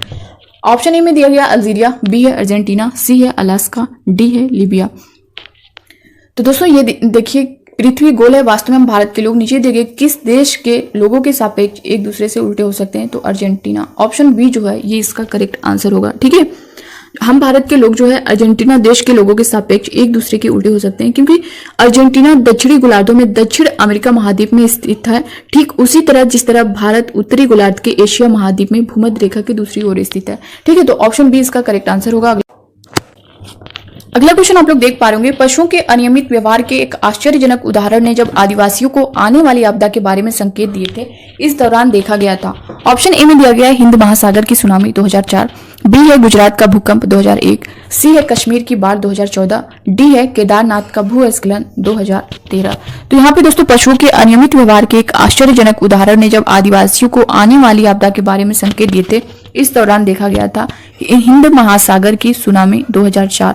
ऑप्शन ए जो है इसका करेक्ट आंसर हो जाएगा। ठीक है दोस्तों, ये जो है 26 दिसंबर 2004 को सुबह 8 बजे के लगभग इंडोनेशियाई द्वीप सुमात्रा के तट पर जो है 9.1 की तीव्रता वाला समुद्र के नीचे भूकंप आया, जिसके पश्चात जो है एक सुनामी अर्थात जो है ये कहें कि विशाल समुद्र की लहरों की एक श्रृंखला भूकंप के कारण शुरू होकर हिंद महासागर तक पहुंची और पूर्वी अफ्रीका और दक्षिणी एशिया के कई देशों के सुदूर तटीय क्षेत्रों को जो है तबाह कर दिया था। तो ऑप्शन ए जो है इसमें करेक्ट आंसर होगा। अगला क्वेश्चन आप लोग देख पा रहे होंगे, उष्मा द्वीप क्या है? ऑप्शन ए में दिया गया है द्वीप के रूप में एक शहरी क्षेत्र जो सौर ऊर्जा पर निर्भर है। बी दिया गया है वह द्वीप जिस पर कई व्यावसायिक गतिविधियां होती हैं। सी है वह शहरी या महानगरीय क्षेत्र जो अपने आसपास के ग्रामीण क्षेत्रों से अधिक गर्म है। उष्मी द्वीप क्या? तो ऑप्शन सी दोस्तों ये जो है इसका करेक्ट आंसर हो जाएगा। ठीक है, अगला क्वेश्चन देखेंगे, निम्नलिखित में से कौन सा कथन जीवों को उनके आकार के आधार पर बढ़ते हुए क्रम में दर्शाता है? बढ़ते हुए क्रम में दर्शाता है। ऑप्शन ए में दिया गया है विषाणु, जीवाणु, कवक, शैवाल। बी है जीवाणु, विषाणु, कवक, शैवाल। सी है शैवाल, कवक, जीवाणु, विषाणु। डी है कवक, शैवाल, जीवाणु, विषाणु। तो इसका जो करेक्ट आंसर होगा दोस्तों, जैसे कि पूछा है कि उनके आकार के आधार पर बढ़ता हुआ क्रम बताना है, तो पहले विषाणु होगा, फिर जीवाणु होगा, फिर कवक होगा, फिर शैवाल होगा। तो ऑप्शन ए जो है इसका करेक्ट आंसर हो जाएगा। ठीक है, ऑप्शन ए। दोस्तों अगर हम लोग यहाँ पे सिर्फ विषाणु की अगर बात करें तो ये जो है वे सूक्ष्म जीव होते हैं जो पृथ्वी पर लगभग हर जगह मौजूद हैं और ये जो है जानवरों, पौधों, कवक और यहाँ तक कि बैक्टीरिया को भी संक्रमित कर सकते हैं। कौन? विषाणु। जीवाणु की अगर बात करें तो ये जो है जीवाणु जो है प्रोकैरियोटिक एकल कोशिका वाले सूक्ष्म जीव हैं जो लगभग हर जगह मौजूद हैं। इनकी कोशिका भित्ति जो है केंद्रक विहीन होती है। ठीक है, जीवाणु की। कवक की अगर हम लोग यहाँ पे बात करें, कवक जो है पराहरित रहित होते हैं और ये जो है परपोषी होते हैं और इनका शरीर भी जो है सुकाय या थैलस होता है। ये जो है मुख्यतः नम स्थानों पर पाए जाते हैं जैसे लकड़ी के सड़े गले टुकड़े, चमड़े, ये सारी चीजें जो भोज्य पदार्थ होती हैं। शैवाल की अगर बात करें यहाँ पे तो ये जो है शैवाल पादप जगत का सबसे सरल जलीय जीव है जो प्रकाश संश्लेषण द्वारा भोजन का निर्माण करता है और ये प्रायः हरित लवक युक्त समान ऊतक रहित शवपोषी होती है। इनका शरीर जो है सुकाय सदृश होता है। तो ये विषाणु, जीवाणु, कवक, शैवाल के बारे में भी जो है आप डिटेल जान चुके हैं। अगला क्वेश्चन देखेंगे, निम्नलिखित में से कौन सा एक कीट बच्ची पौधा है? इसमें से पूछा गया है कि कौन सा एक जो है वो कीट बच्ची पौधा है। ऑप्शन ए में दिया गया है अमरबेल पौधा, बी है लाइकेन, सी है पिचर पौधा, डी है कैक्टस। तो दोस्तों पिचर पौधा जो है ऑप्शन सी जो है ये एक कीट बच्ची पौधा है। ऑप्शन सी इसका करेक्ट आंसर हो जाएगा। ठीक है, कीट बच्ची दोस्तों होता क्या है, इसकी अगर हम लोग बात करें तो ये ऐसे मांसाहारी वनस्पति या पादप होते हैं जो अपने आहार में कीट ग्रहण करते हैं। ये पौधे जो है दलदली जमीन या पानी के आसपास उगते हैं और उन्हें नाइट्रोजन की अधिक जरूरत होती है। जब इन्हें ये जो है पोषक तत्व नहीं मिलता तो ये कीट पतंगों को खाकर इन कमियों को पूरा करते हैं। ये पौधे अपना भोजन को जो है स्वयं संश्लेषित करने की क्षमता रखते हैं। इन्हें स्वपोषी भी कहा जाता है। और इसमें जो है दोस्तों अगर कीट बच्ची में बात करें कौन कौन आता है, सरनशेनिया है और ड्रोसेरा है, यूट्रिकुलेरिया है और पिचर प्लांट तो आप देख ही रहे हैं यहाँ पे दिया गया है, डायोनिया है। तो अगर इस टाइप का क्वेश्चन मान लीजिए अगली बार यही पिचर पौधा सिर्फ हटाकर कुछ इसमें से दे दे, ड्रोसेरा दे दे, यूट्रिकुलेरिया दे दे या फिर डायोनिया दे दे, तो आप जो है इस पर ध्यान दीजिएगा। अगला क्वेश्चन देखते हैं, पाठ हूँ तू में कड़म मलेश्वरी है। ये भी काफी इंपॉर्टेंट है। यहाँ ऑफलाइन एग्जाम जब होता था तो यहाँ से जो है क्वेश्चन आना ही आना रहता था। तो दोस्तों यहाँ काफी इंपॉर्टेंट है, ये क्वेश्चन यहाँ से बन सकता है। ऑप्शन एक में दिया गया एक मुक्केबाज, बी है एक व्यायामी, सी है एक भारोत्तोलक, डी दिया गया एक हॉकी खिलाड़ी। ठीक है, तो दोस्तों ये क्या है, कड़म मलेश्वरी जो है ये क्या है, तो ये दोस्तों एक वेट लिफ्टर है यानी एक भारोत्तोलक है। तो ऑप्शन सी वाला जो है ये इसका करेक्ट आंसर हो जाएगा। ठीक है, ये दोस्तों जो है कड़म मलेश्वरी सिडनी ओलंपिक वर्ष 2000 में कांस्य पदक जीतने वाली जो है पहली भारतीय महिला बनी थी। अगला क्वेश्चन आप लोग देख पा रहे, आप रेलवे स्टेशन पर हैं, अपने परीक्षा केंद्र पर पहुंचने के लिए आप सबसे पहले ठीक उत्तर में 50 मीटर चलते हैं, फिर ठीक पूर्व में 100 मीटर चलते हैं, फिर ठीक उत्तर में 300 मीटर चलते हैं और अंत में ठीक पश्चिम में 160 मीटर चलकर परीक्षा केंद्र पहुंचते हैं। परीक्षा केंद्र के सापेक्ष रेलवे स्टेशन की दिशा पूछा गया है। दोस्तों जैसा कि मैंने इससे पहले की भी वीडियो में आपने देखा होगा कि इस टाइप के जो क्वेश्चन है डायरेक्शन वाले, वो आपसे ईवीएस में 1 नंबर आपका आना ही आना है। तो आप अगर इसको समझे रहेंगे तो आसानी से कर लेंगे। अगर इससे पहले जो भी अभ्यर्थी अगर देखे होंगे सभी वीडियो को, तो आई होप कि उनको कोई प्रॉब्लम नहीं होगी, वो लोग कर लेंगे। मैंने बहुत अच्छे से चीज़ों को समझाया है। सबसे पहले तो आपको ये देखना है, आपका ऊपर जो है उत्तर है, नीचे दक्षिण है, आपका ये पूर्व है और ये पश्चिम है। अगर यहाँ पे बात करें तो ये आपका जो है ये चीज़ है उत्तर पश्चिम हो जाए, उत्तर पूर्व हो जाएगा। ये जो है उत्तर पश्चिम है, ये दक्षिण पश्चिम है और ये दक्षिण पूर्व है। इसी बेस पर जो है आपको करना है। यहाँ पे दोस्तों अब मैं बता रही हूँ सारी चीज़ें। पहला जो है, आप अगर देखें, आप रेलवे स्टेशन पर हैं, ठीक है। यहाँ से अपने परीक्षा केंद्र पर पहुँचने के लिए आप सबसे पहले ठीक उत्तर में 50 मीटर जाते हैं, ठीक। यहाँ पे पहले आप उत्तर में 50 मीटर जाते हैं, फिर ठीक पूर्व में 100 मीटर चलते हैं, फिर इसके ठीक पूर्व में आप जो है 100 मीटर चलते हैं, और इसके बाद जो है फिर ठीक उत्तर में 300 मीटर चलते हैं, फिर ठीक उत्तर में जो है 300 मीटर चलते हैं, और अंत में ठीक पश्चिम में 160 मीटर, ठीक पश्चिम में जो है 160 मीटर चलकर परीक्षा केंद्र यहाँ पे जो है आप पहुंच जाते हैं, ठीक है। तो यहाँ पे पूछा गया है कि परीक्षा केंद्र के सापेक्ष रेलवे स्टेशन की दिशा पूछी गई है। परीक्षा केंद्र के सापेक्ष जो है रेलवे स्टेशन की दिशा पूछी गई है। तो ये जो है क्या होगी, यहाँ के सापेक्ष जो है रेलवे स्टेशन की दिशा पूछी गई। रेलवे स्टेशन कहाँ है, तो यहाँ पे ये चीज़ आपको बताना है। तो जैसा कि अभी मैंने बताया था डायरेक्शन में कि ये आपका कौन सी दिशा आएगी, ये आएगी आपकी दक्षिण पूर्व दिशा। तो आपका इसमें कौन सा करेक्ट आंसर होगा, दक्षिण पूर्व, ऑप्शन सी। ये उत्तर पूर्व, उत्तर पश्चिम, दक्षिण पूर्व, ऑप्शन सी में आप देख पा रहे होंगे, ये जो है इसका करेक्ट आंसर हो जाएगा। इस तरह से आपको सॉल्व करना है दोस्तों। और यहाँ से एक क्वेश्चन कन्फर्म है कि आएगा, और ये काफ़ी इंपॉर्टेंट है, ठीक है। अगला क्वेश्चन आप लोग देख पा रहे होंगे, बाघ के बारे में सभी सही तथ्यों को पहचानिए। ए दिया गया है, बाघ की मूंछें उन्हें अंधेरे में गति करने तथा शिकार को ढूंढने में मदद करती हैं। बी है, बाघों के कान अलग अलग दिशा में हिल सकते हैं। सी है, बाघ की दहाड़ 5 किलोमीटर दूर तक सुनाई देती है। डी है, बाघ अपने क्षेत्र को, जो अनेकों किलोमीटर का दायरा होता है, अपने पेशाब से अंकित करता है। तो इसमें कौन कौन सा करेक्ट है वही आपको बताना है, ठीक है। बाघ की मूंछें उन्हें अंधेरे में गति करने तथा शिकार को ढूंढने में मदद करती हैं, ये जो है करेक्ट है। बी देखेंगे, बाघों के कान अलग अलग दिशा में हिल सकते हैं, ये भी करेक्ट है, बी भी करेक्ट है। और सी की बात करें, बाघ की दहाड़ 5 किलोमीटर ये दूर तक सुनाई देती है, नहीं, ये गलत है। डी जी दिया गया है, बाघ अपने क्षेत्र को, जो अनेकों किलोमीटर का दायरा होता है, अपने पेशाब से अंकित करता है। तो ऑप्शन डी भी इसका डी वाला जो है भी इसका करेक्ट होगा, यानी ए बी और डी आप किस ऑप्शन में देख पा रहे होंगे, ऑप्शन सी में दिया गया ए बी और डी, ये जो है करेक्ट हो जाएगा। अगला क्वेश्चन आप लोग देख पा रहे होंगे, गोलकुंडा किले का निर्माण किया गया था। दोस्तों गोलकुंडा से काफी क्वेश्चन मतलब दिसंबर 2022 में पूछा गया है, तो ये इंपॉर्टेंट है। गोलकुंडा किले का निर्माण किया गया था, ऑप्शन ए में दिया गया हैदराबाद के निजामों द्वारा, बी है मुगलों द्वारा, सी है कुतुबशाही सुल्तानों द्वारा, डी है दिल्ली सल्तनत के शासकों द्वारा। गोलकुंडा किले का निर्माण जो है दोस्तों ये कुतुबशाही सुल्तानों द्वारा किया गया। तो ऑप्शन सी आप देख पा रहे होंगे, ये जो है इसका करेक्ट आंसर हो जाएगा, ठीक है। अगला क्वेश्चन देखेंगे, निम्नलिखित में से कौन से पशु वस्तुओं को श्वेत श्याम रंग में देख पाते हैं। ये क्वेश्चन देखिए काफ़ी पूछा गया, जब ऑफलाइन एग्जाम होता था तब भी, और ऑनलाइन में भी देखिए पूछा गया है, थोड़ा सा चेंज करके पूछा है, लेकिन अगर आप जो है अच्छे से डीपली पढ़े रहेंगे तो आप कर ले जाएंगे। ऑप्शन ए में दिया गया चमगादड़ उल्लू, काटा चूहा, बी है चूहा सांप कुत्ता, सी है बिल्ली गाय उल्लू, डी है चमगादड़ सांप शेर। यहाँ पे चूहा सांप कुत्ता ये तो होगा ही नहीं, बिल्ली गाय उल्लू ये भी नहीं, चमगादड़ सांप शेर, चमगादड़ उल्लू काट चूहा, ऑप्शन ए जो है इसका करेक्ट आंसर हो जाएगा, ठीक है। दोस्तों देखिए कुछ जानवर जो होते हैं वो दिन में सक्रिय होते हैं, जबकि कुछ जो है रात में सक्रिय होते हैं। जो रात में सक्रिय होते हैं उन्हें निशाचर जानवर के रूप में जाना जाता है। किसे? निशाचर जानवर के रूप में। वे जानवर जो रात में जागते हैं वे चीज़ों को केवल काले और सफ़ेद रंगों में ही देख सकते हैं, जैसे चमगादड़ हुआ, उल्लू हुआ, काठचूहा हुआ। वे पशु हैं जो वस्तुओं को जो है श्वेत श्याम, जैसा कि क्वेश्चन में दिया गया है, श्वेत श्याम रंग में देख पाते हैं। तो ये वही हैं, चमगादड़, उल्लू, काठचूहा और रेगिस्तानी सांप भी होता है।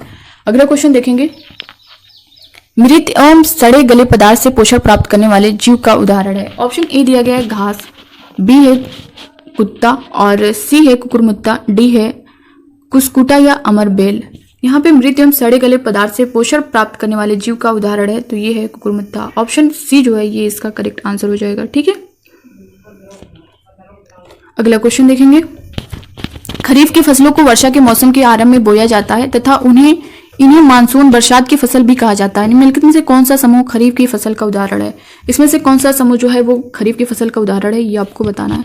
ऑप्शन ए में दिया गया है धान, मक्का, सोरगम, बाजरा, बी है चना, गेहूं, मटर, सरसों। यहाँ पे खरीफ की बात की गई है तो चना गेहूं तो नहीं आएगा, ये कट जाएगा। सी है गेहूं मटर सरसों, यहाँ पे भी गेहूं है।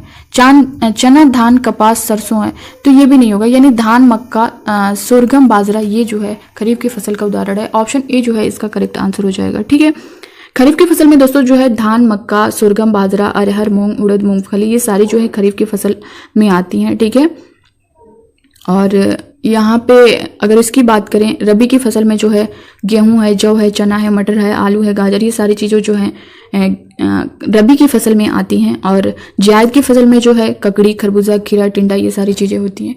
अगले क्वेश्चन देखेंगे, निम्नलिखित में से कौन सी एक खरीफ फसल नहीं है। फिर देखिए उसी टॉपिक से क्वेश्चन किया गया, इसमें से कौन सी खरीफ फसल नहीं है। तो धान जो है खरीफ फसल, मक्का सोयाबीन गेहूं, मक्का भी है सोयाबीन भी है, गेहूं नहीं है, गेहूं जो है रबी फसल है।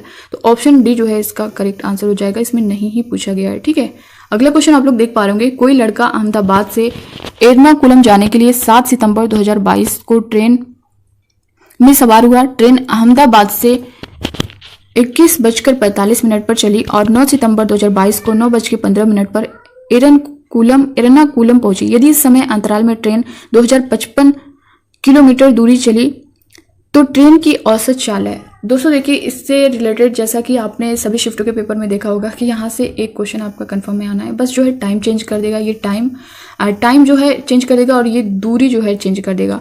तो बस आपको ये पैटर्न समझना, मैंने बताया आप लोग देखे ही होंगे।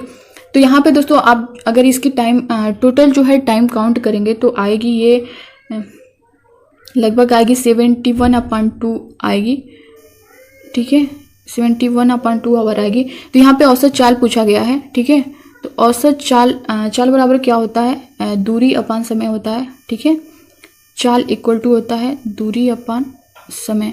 तो टोटल दूरी कितनी दी गई है, टोटल दूरी आप देख पा रहे होंगे 2055 और जो है इसका जो टाइमिंग है वो कितनी है 71/2 जैसा कि मैंने बताया। अब इसको आप लोग सॉल्व करेंगे, यहाँ पे इसके आगे मैं बता रही हूँ। यहाँ पे जब आगे आप उसके आगे सॉल्व करेंगे तो 2000 यहाँ पे 2055 × 2/71 और यहाँ पे आ जाएगा 4110/71।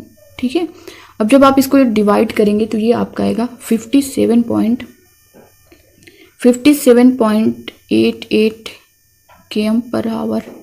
तो आप देख पा रहे होंगे ये किस ऑप्शन में है, 57 ऑप्शन सी में आप देख पा रहे होंगे। ठीक है, ये जो है इसका करेक्ट आंसर हो जाएगा ऑप्शन सी वाला। तो इस तरह से आपको सॉल्व करना है दोस्तों। ये यहाँ से एक नंबर कंफर्म है। आपको जो भी नहीं आ रहा है, जिनको भी नहीं आ रहा है तो आप लोग प्रैक्टिस कर लीजिए। यहाँ से बस आपकी जो है दोस्तों ये दूरी चेंज कर देगा और टाइम चेंज कर देगा, बाकी सब कुछ आपका सेम रहेगा। आप रेलवे स्टेशन पर हैं और आपको अपने होटल जाना है। आप मानचित्र में सुझाए अनुसार रास्ते चलते हैं। इस मानचित्र के अनुसार आप पहले 60 मीटर ठीक पूर्व, फिर 200 मीटर ठीक उत्तर, फिर 350 मीटर ठीक पश्चिम की ओर और फिर अंत में ठीक उत्तर में 40 मीटर चलकर होटल पहुंचते हैं। होटल के सापेक्ष रेलवे स्टेशन की दिशा है, इसमें पूछा गया। तो दोस्तों देखिए, अगर आपने सभी शिफ्टों के पेपर को देखा होगा जैसा कि मैंने सॉल्व करवाया, तो हर शिफ्ट में आपको एक क्वेश्चन डायरेक्शन से मिला होगा। और दोस्तों ये काफ़ी इंपॉर्टेंट है। यहाँ पे आपको ज़्यादा मेहनत, कोई रट्टा नहीं मारना है, बस आपको समझना है और एक नंबर जो है आप आराम से स्कोर कर सकते हैं। दोस्तों देखिए, इसको जो है मैं डिटेल में बता चुकी हूँ कैसे किस तरह से आपको करना है। तो सबसे पहले आप लोग पिछले जो लोग नहीं देखे आप लोग ज़रूर देखिएगा। यहाँ पे सबसे पहले बताया गया है, इस मानचित्र के अनुसार आप पहले 60 मीटर ठीक पूर्व, यहाँ से आप 60 मीटर ठीक पूर्व अगर जाते हैं, ठीक है, उसके बाद 200 मीटर ठीक उत्तर की दिशा में, ये मैंने आपको डायरेक्शन बताया था दोस्तों। यहाँ पे आपका उत्तर आपको करना है। जब भी आप करेंगे तो ये चीज़ ध्यान दीजिएगा, नीचे आपका जो है दक्षिण रहेगा, इस साइड आपका पूर्व है, ये पश्चिम है, उत्तर आपको ऊपर की साइड मानना है। ठीक है, तो यहाँ पे ये चीज़ें मैंने बता दी। आगे 60 मीटर पूर्व, फिर जो है 200 मीटर ठीक उत्तर, ये 200 मीटर जो है ठीक उत्तर की साइड, फिर जो है 350 मीटर ठीक पश्चिम, ये 350 मीटर जो है पश्चिम की साइड बताया गया है, और फिर अंत में ठीक उत्तर में 40 मीटर, और अंत में ठीक जो है उत्तर में 40 मीटर चलकर होटल पहुंचते हैं। होटल के सापेक्ष रेलवे स्टेशन की दिशा पूछी गई है। तो यहाँ इसके सापेक्ष जो है रेलवे स्टेशन की जो दिशा है, ये चीज़ आप देख पा रहे होंगे। इस तरह से आपका क्या आएगा, तो ये आएगा दक्षिण पूर्व दिशा आएगा। ठीक है, दक्षिण पूर्व दिशा आएगा और आपका ऑप्शन सी जो है ये करेक्ट आंसर हो जाएगा। अगला क्वेश्चन देखेंगे। मीना दौड़कर छत के ऊपर चांद देखने के लिए जाती है, किस त्योहार को मनाने के लिए? ऑप्शन ए में दिया गया है नुआखाई, बी है पोंगल, सी है करवा चौथ, डी है बसंत पंचमी। मीना जो है दौड़कर छत के ऊपर चांद देखने के लिए जाती है करवा चौथ मनाने के लिए। तो ऑप्शन सी आप देख पा रहे होंगे, ये जो है इसका करेक्ट आंसर हो जाएगा। ठीक है दोस्तों, करवा चौथ जो है ये कार्तिक माह की कृष्ण पक्ष की जो चतुर्थी तिथि को मनाया जाता है। करवा चौथ के दौरान चंद्रमा की पूजा की जाती है। तो ऑप्शन सी जो है इसका करेक्ट आंसर होगा। अगला क्वेश्चन आप लोग स्क्रीन पर देख पा रहे होंगे। एक लड़का सूरत से नगर कायल जाने के लिए 3 सितंबर 2022 को ट्रेन में सवार हुआ। ट्रेन सूरत से 16:15 पर चली और 5 सितंबर 2022 को 4:45 पर नगर कायल पहुंची।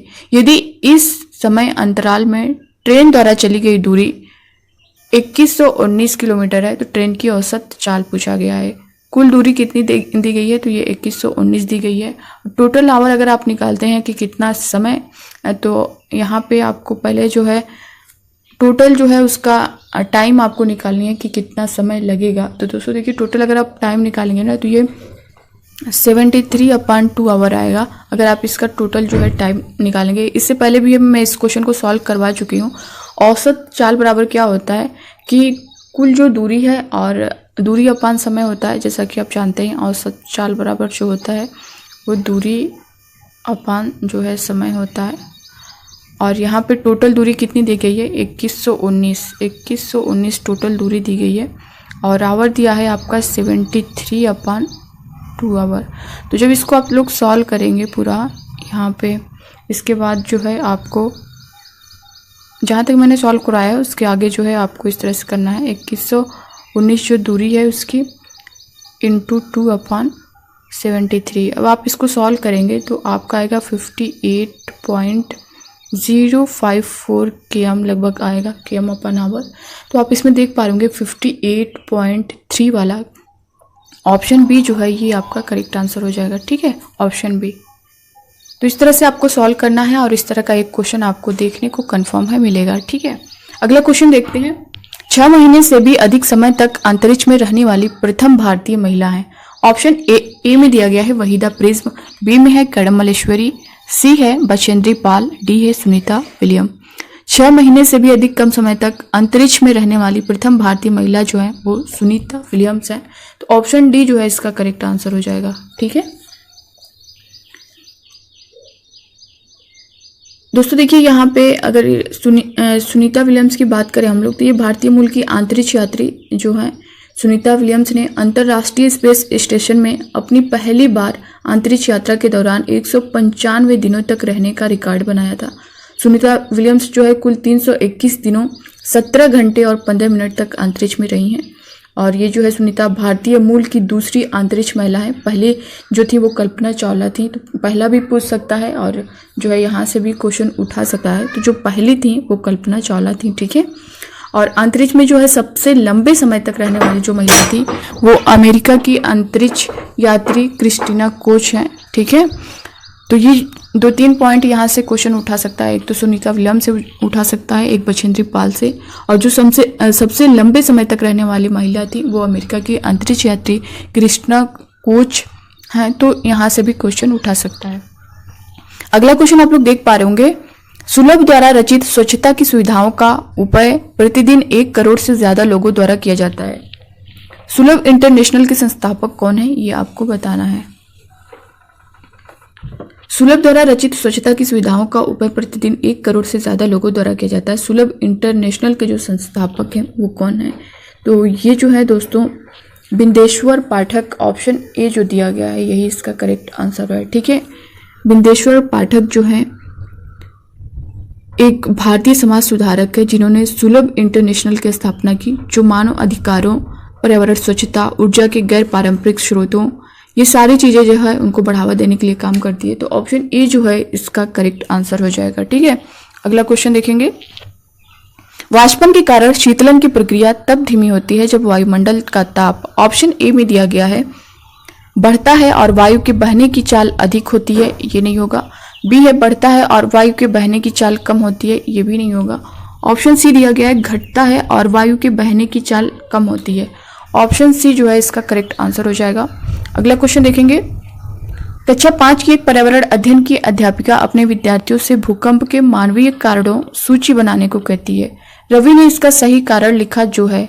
ऑप्शन ए में दिया गया है ज्वालामुखी विस्फोट, बी है खनन के क्रियाकलाप, सी है विवर्तनिक या टेक्टोनिक प्लेट्स का हिलना, डी है भूस्खलन के कारण होने वाला भूकंप। यहाँ पे कक्षा 5 के एक पर्यावरण अध्ययन की अध्यापिका अपने विद्यार्थियों से भूकंप के मानवीय कारणों सूची बनाने को कहती है। रवि ने इसका सही कारण लिखा जो है ज्वालामुखी विस्फोट नहीं होगा, खनन के क्रियाकलाप। ऑप्शन बी जो है इसका करेक्ट आंसर हो जाएगा। ठीक है, मानवीय गतिविधियों में जो है ये खनन के क्रियाकलाप आएगा, गहरे कुएं से तेल निकालना, ये सारी चीजें आएंगी। तो ऑप्शन बी जो है इसका करेक्ट होगा। अगला क्वेश्चन आप लोग देख पा रहे होंगे।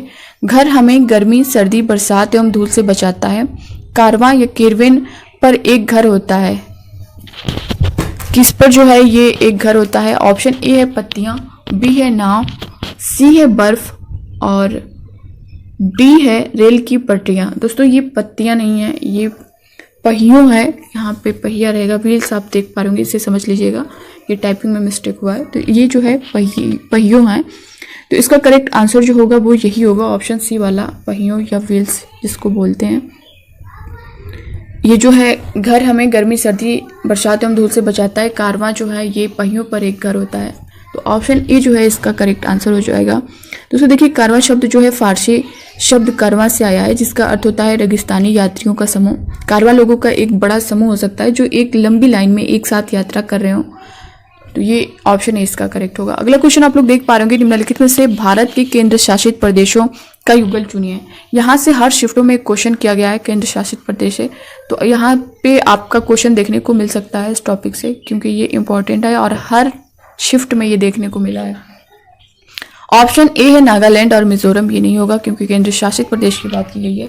त्रिपुरा और झारखंड, ये भी नहीं होगा। झारखंड और चंडीगढ़, ये भी नहीं होगा। लद्दाख और जम्मू कश्मीर, ऑप्शन सी जो है ये इसका करेक्ट आंसर होगा। अगला क्वेश्चन आप लोग देख पा रहे होंगे। निम्नलिखित में से कौन सा लिंग समानता है। ए दिया गया है व्यक्ति के लिंग के आधार पर भेदभाव का न होना, बी है महिलाओं तथा पुरुषों के बीच सामाजिक तौर पर निर्धारित भिन्नताओं को समझना, सी है विद्यमान लिंग भेदों और विषयों को महसूस करने की क्षमता रखना, डी है किसी भी लिंग के व्यक्ति के प्राप्य शिक्षा के स्रोत समान होना। यहाँ पे कौन सा लिंग समानता है इसको बताना है। तो ऑप्शन ए में दिया गया है व्यक्ति के लिंग के आधार पर भेदभाव का न होना, ये होगा। और बी दिया गया है महिलाओं तथा पुरुषों के बीच सामाजिक तौर पर निर्धारित भिन्नताओं को समझना, ये नहीं होगा। सी है विद्यमान लिंग भेद और विषयों को महसूस करने की क्षमता रखना, ये भी नहीं होगा। लिंग समानता आपको बताना है।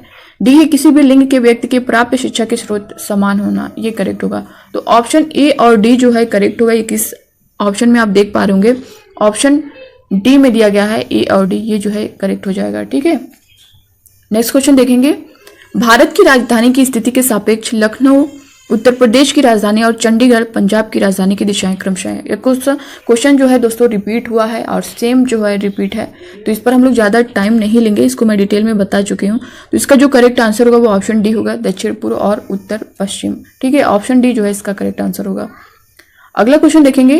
पृथक्करण की प्रक्रिया में बाजरे का कौन सा भाग ओखली में पीसने के लिए प्रयोग किया जाता है। ऑप्शन ए में दिया गया है तने, बी है बीज, सी है बाली, डी है फूल। तो यहाँ पे पृथक्करण की प्रक्रिया में बाजरे का कौन सा भाग ओखली में पीसने के लिए प्रयोग किया जाता है, तो ये बाली है। ऑप्शन सी जो है इसका करेक्ट आंसर हो जाएगा। अगला क्वेश्चन आप लोग देख पा रहे होंगे। वे जगह जहां तापमान अक्सर 0 डिग्री सेल्सियस से नीचे नहीं गिरता है उनके नाम है। ऑप्शन ए दिया गया है कानपुर, रायपुर, और बी दिया गया है लेह और लद्दाख, सी है जोशीमठ, मनाली, डी है केदारनाथ, अमरनाथ।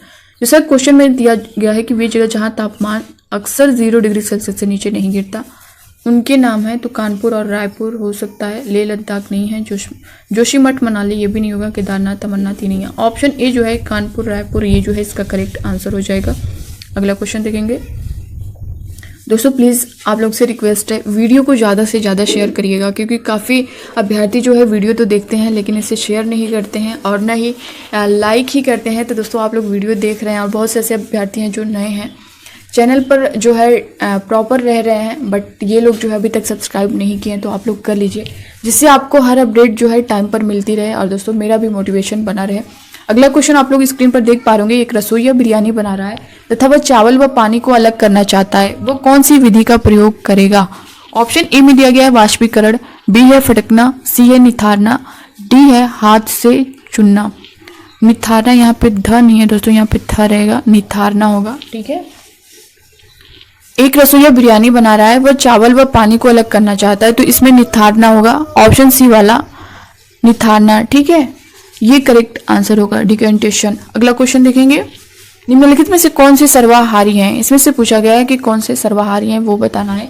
ऑप्शन ए दिया गया कौवा, सुअर, मनुष्य, बी है खरगोश, गाय और घोड़ा, सी है बाघ, शेर और भेड़िया, डी है बकरी, हाथी और सुअर। इसमें सर्वाहारी को बताना है, तो कौवा, सुअर, मनुष्य इसको देख लेते हैं। बी में खरगोश, गाय, घोड़ा, ये तो नहीं होगा, ये जो है शाकाहारी है। सी है बाघ, शेर, भेड़िया, ये टोटल जो है मांसाहारी है, ये भी नहीं होगा।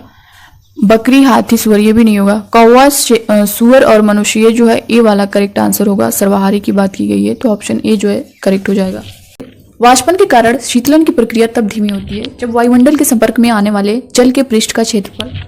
ऑप्शन ए में दिया गया है बढ़ता और वायु के बहने की चाल अधिक होती है, बी दिया गया है बढ़ता है और वायु के बहने की चाल कम होती है, सी है घटता है और वायु के बहने की चाल कम होती है, डी दिया गया है घटता है और वायु के बहने की चाल अधिक होती है। जैसा कि क्वेश्चन में दिया गया है, वाष्पन के कारण शीतलन की प्रक्रिया तब धीमी होती है जब वायुमंडल के संपर्क में आने वाले जल के पृष्ठ का क्षेत्रफल बढ़ता है और वायु के बहने की चाल अधिक होती है, नहीं।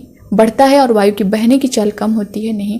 घटता है और वायु की बहने की चाल कम होती है। ऑप्शन सी जो है ये इसका करेक्ट आंसर हो जाएगा। ठीक है, अगला क्वेश्चन हम लोग देखेंगे, निम्नलिखित में से कौन सा डिजाइन सौराष्ट्र गुजरात में रंगोली और कढ़ाई के लिए प्रयोग किया जाता है? ऑप्शन ए में दिया गया है चौक पूरना, बी है नागुफन, सी है मंदाना, डी है आरीपन। यहाँ पे पूछा गया है कि कौन सा जो है डिजाइन सौराष्ट्र गुजरात में रंगोली और कढ़ाई के लिए प्रयोग किया जाता है। तो दोस्तों देखिए, नागुफन जो है डिजाइन, ये जो है सौराष्ट्र गुजरात में रंगोली और कढ़ाई के लिए प्रयोग किया जाता है। ऑप्शन बी वाला आप देख पा रहे होंगे, ये जो है इसका करेक्ट आंसर हो जाएगा।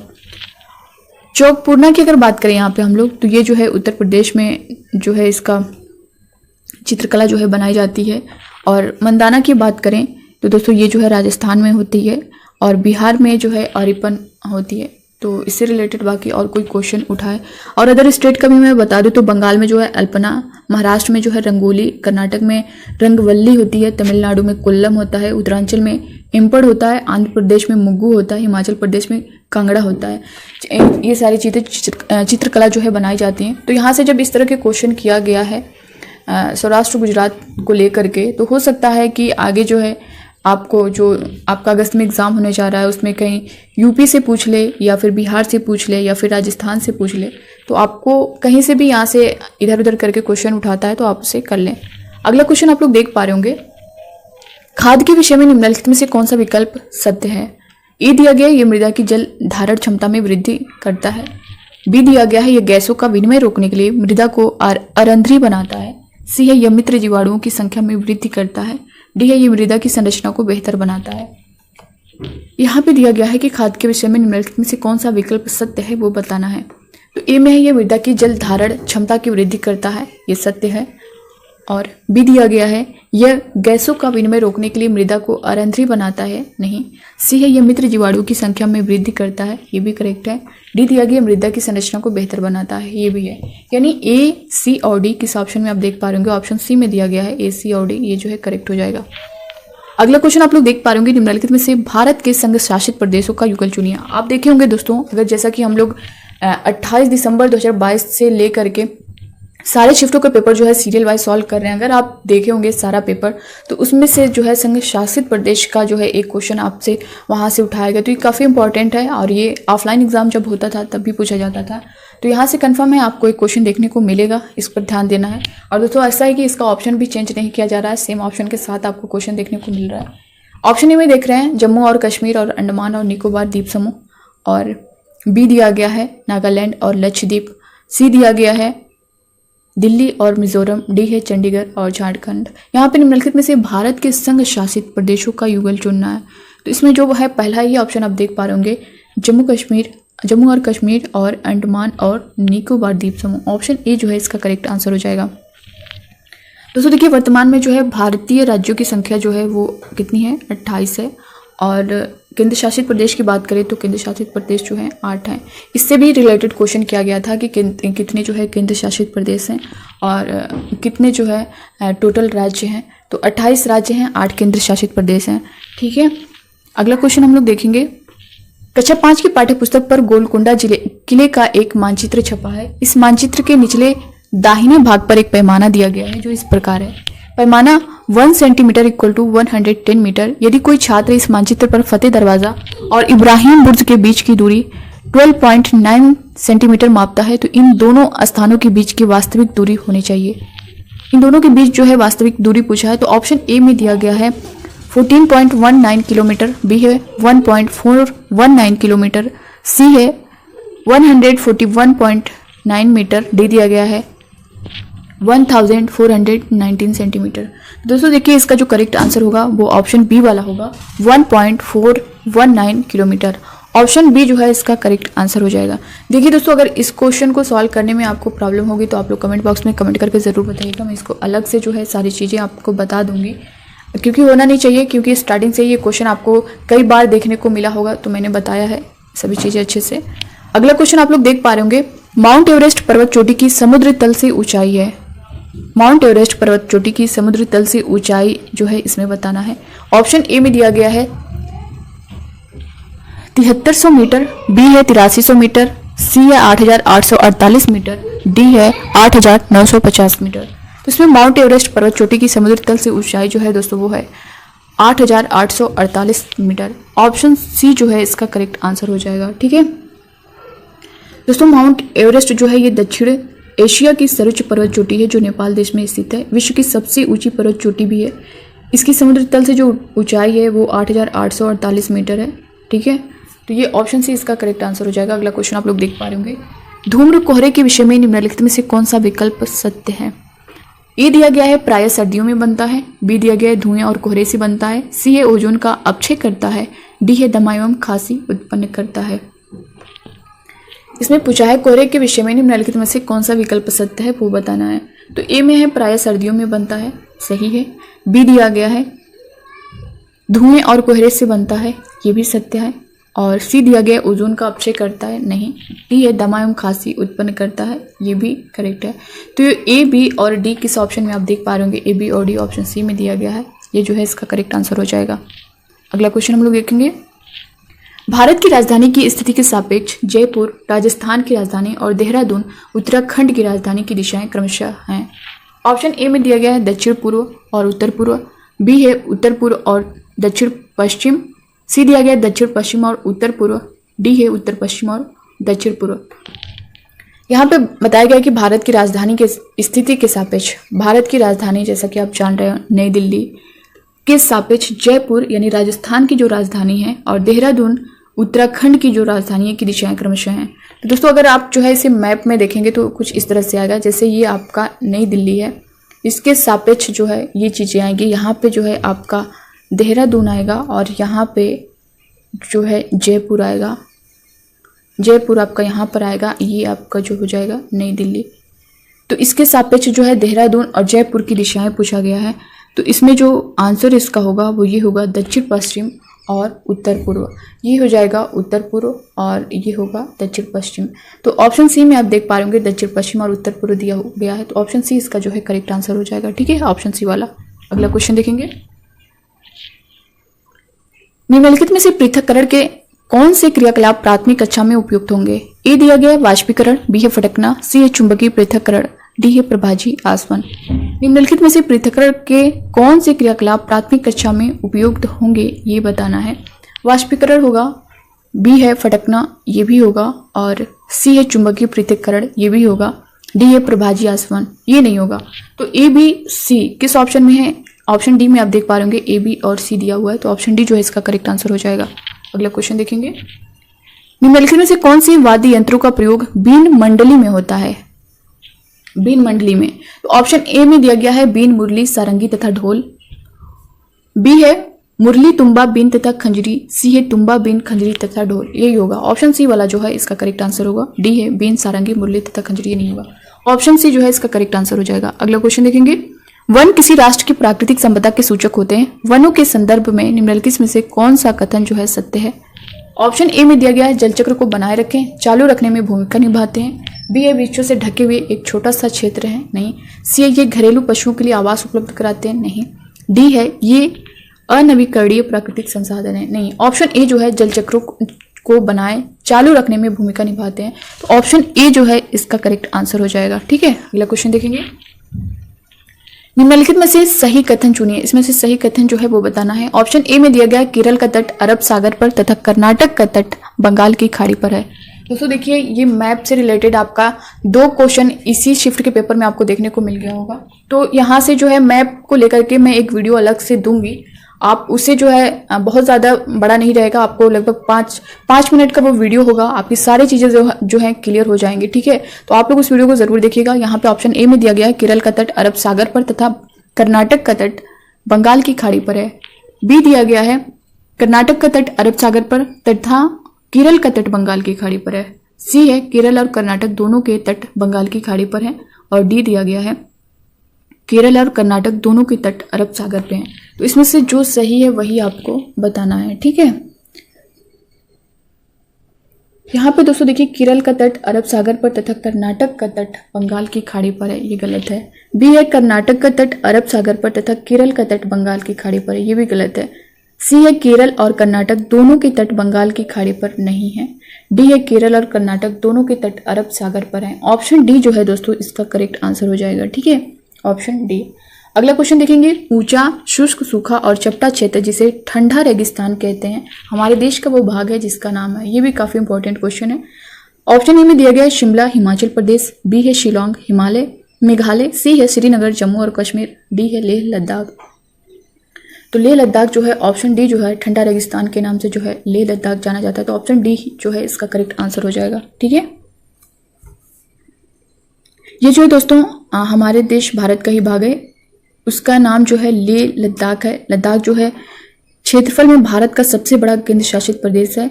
लद्दाख सबसे कम आबादी वाला केंद्र शासित प्रदेश है। ठीक है, अगला क्वेश्चन देखेंगे, वह तिथि दिनांक जिस दिन बछेंद्री पाल ने माउंट एवरेस्ट की चोटी पर कदम रखा और भारतीय राष्ट्रीय ध्वज तिरंगा गाड़ा। ऑप्शन ए में दिया गया है 23 मई 1984। ये आपका 23 मई है। ठीक है, यहाँ पे दिया गया है, हिंदी में जो है ये लग रहा है टाइपिंग में मिस्टेक हो गया है, तो ये इसको हम लोग लेकर चलते हैं। ठीक है, 23 मई 1984 दिया गया है। बी में दिया गया है 23 मई 1989। सी है 25 मई 1984 और डी दिया गया है 25 मई 1989। वह तिथि बतानी है जिस दिन बछेंद्री पाल ने माउंट एवरेस्ट की चोटी पर कदम रखा था। ठीक है दोस्तों, देखिए बछेंद्री पाल ने माउंट एवरेस्ट की चोटी पर जो है 23 मई 1984 को पहली बार जो है कदम रखा था। 23 मई 1984 आप पहले ही ऑप्शन में देख पा रहे होंगे, यही जो है इसका करेक्ट आंसर हो जाएगा। उसी दिन जो है भारतीय राष्ट्रीय ध्वज तिरंगा गाड़ा था। बछेंद्री पाल एक भारतीय पर्वतारोही है जिनका जन्म जो है दोस्तों 24 मई 1954 को उत्तर भारतीय राज्य उत्तराखंड में उत्तरकाशी जिले में हुआ था। ठीक है, तो इससे रिलेटेड बाकी अगर कोई क्वेश्चन पूछता है तो आप लोग उससे कर ले जाएं। और उन्हें जो है 2019 में भारत सरकार द्वारा तीसरे सर्वोच्च नागरिक पुरस्कार पद्म भूषण से सम्मानित किया गया था। अगला क्वेश्चन हम लोग देखेंगे, सभी सरकारी अस्पतालों में सांप के द्वारा काटने की दवाई मिलती है, यह किससे बनाई जाती है? ऑप्शन ए में दिया गया है सांप की झड़ी, छोड़ी हुई धर्म, त्वचा। बी है सांप का विष या जहर और सी दिया गया है चिचिंडे के पौधे का फूल। डी है चिचिंडी के पौधे का बीज। क्वेश्चन में दिया गया है सभी सरकारी अस्पतालों में सांप के द्वारा काटने की दवाई मिलती है, ये किससे बनाई जाती है? तो दोस्तों ये जो है सांप का विष या जहर, ऑप्शन बी जो देख पा रहे होंगे यही इसका करेक्ट आंसर होगा। पहले को हल कीजिए। कुहू कुहू आवाज लगाती, मधुर मधुर मैं गीत सुनाती, सबके मन को हूं मैं भाती, बोलो मैं हूं क्या कहलाती। ऑप्शन ए में दिया गया है मैना, बी है तोता, सी है फाख्ता और डी है कोयल। दोस्तों देखिए इस पहले का हल है कोयल है, तो ऑप्शन डी आप जो देख पा रहे होंगे ये जो है इसका करेक्ट आंसर हो जाएगा। कोयल जो है एक काले रंग का पक्षी होता है। इसकी आवाज़ अन्य पक्षियों के मुकाबले जो है मधुर होती है, मीठी होती है। अगला क्वेश्चन आप लोग देख पा रहे होंगे, निम्नलिखित खाद्य श्रृंखला में हिरणों के अनाधिकृत शिकार बढ़ाने के साथ घास, हिरण, बाघ कुछ वर्षों बाद खाद्य श्रृंखला पर क्या प्रभाव पड़ेगा? ऑप्शन ए में दिया गया है घास कम होना शुरू हो जाएगी, बी है बाघों की संख्या बढ़ जाएगी, और सी दिया गया है बाघों की संख्या घट जाएगी, डी है बाघ अपनी खाने की आदतों को बदलेंगे। क्वेश्चन में दिया गया निम्नलिखित खाद्य श्रृंखला में हिरणों के अनाधिकृत शिकार बढ़ाने के साथ, जैसा कि दिया गया है घास, हिरण और बाघ कुछ वर्षों बाद खाद्य श्रृंखला पर क्या प्रभाव पड़ेगा? तो ये जो है बाघों की संख्या घट जाएगी। ऑप्शन सी जो है ये इसका करेक्ट आंसर हो जाएगा। ठीक है,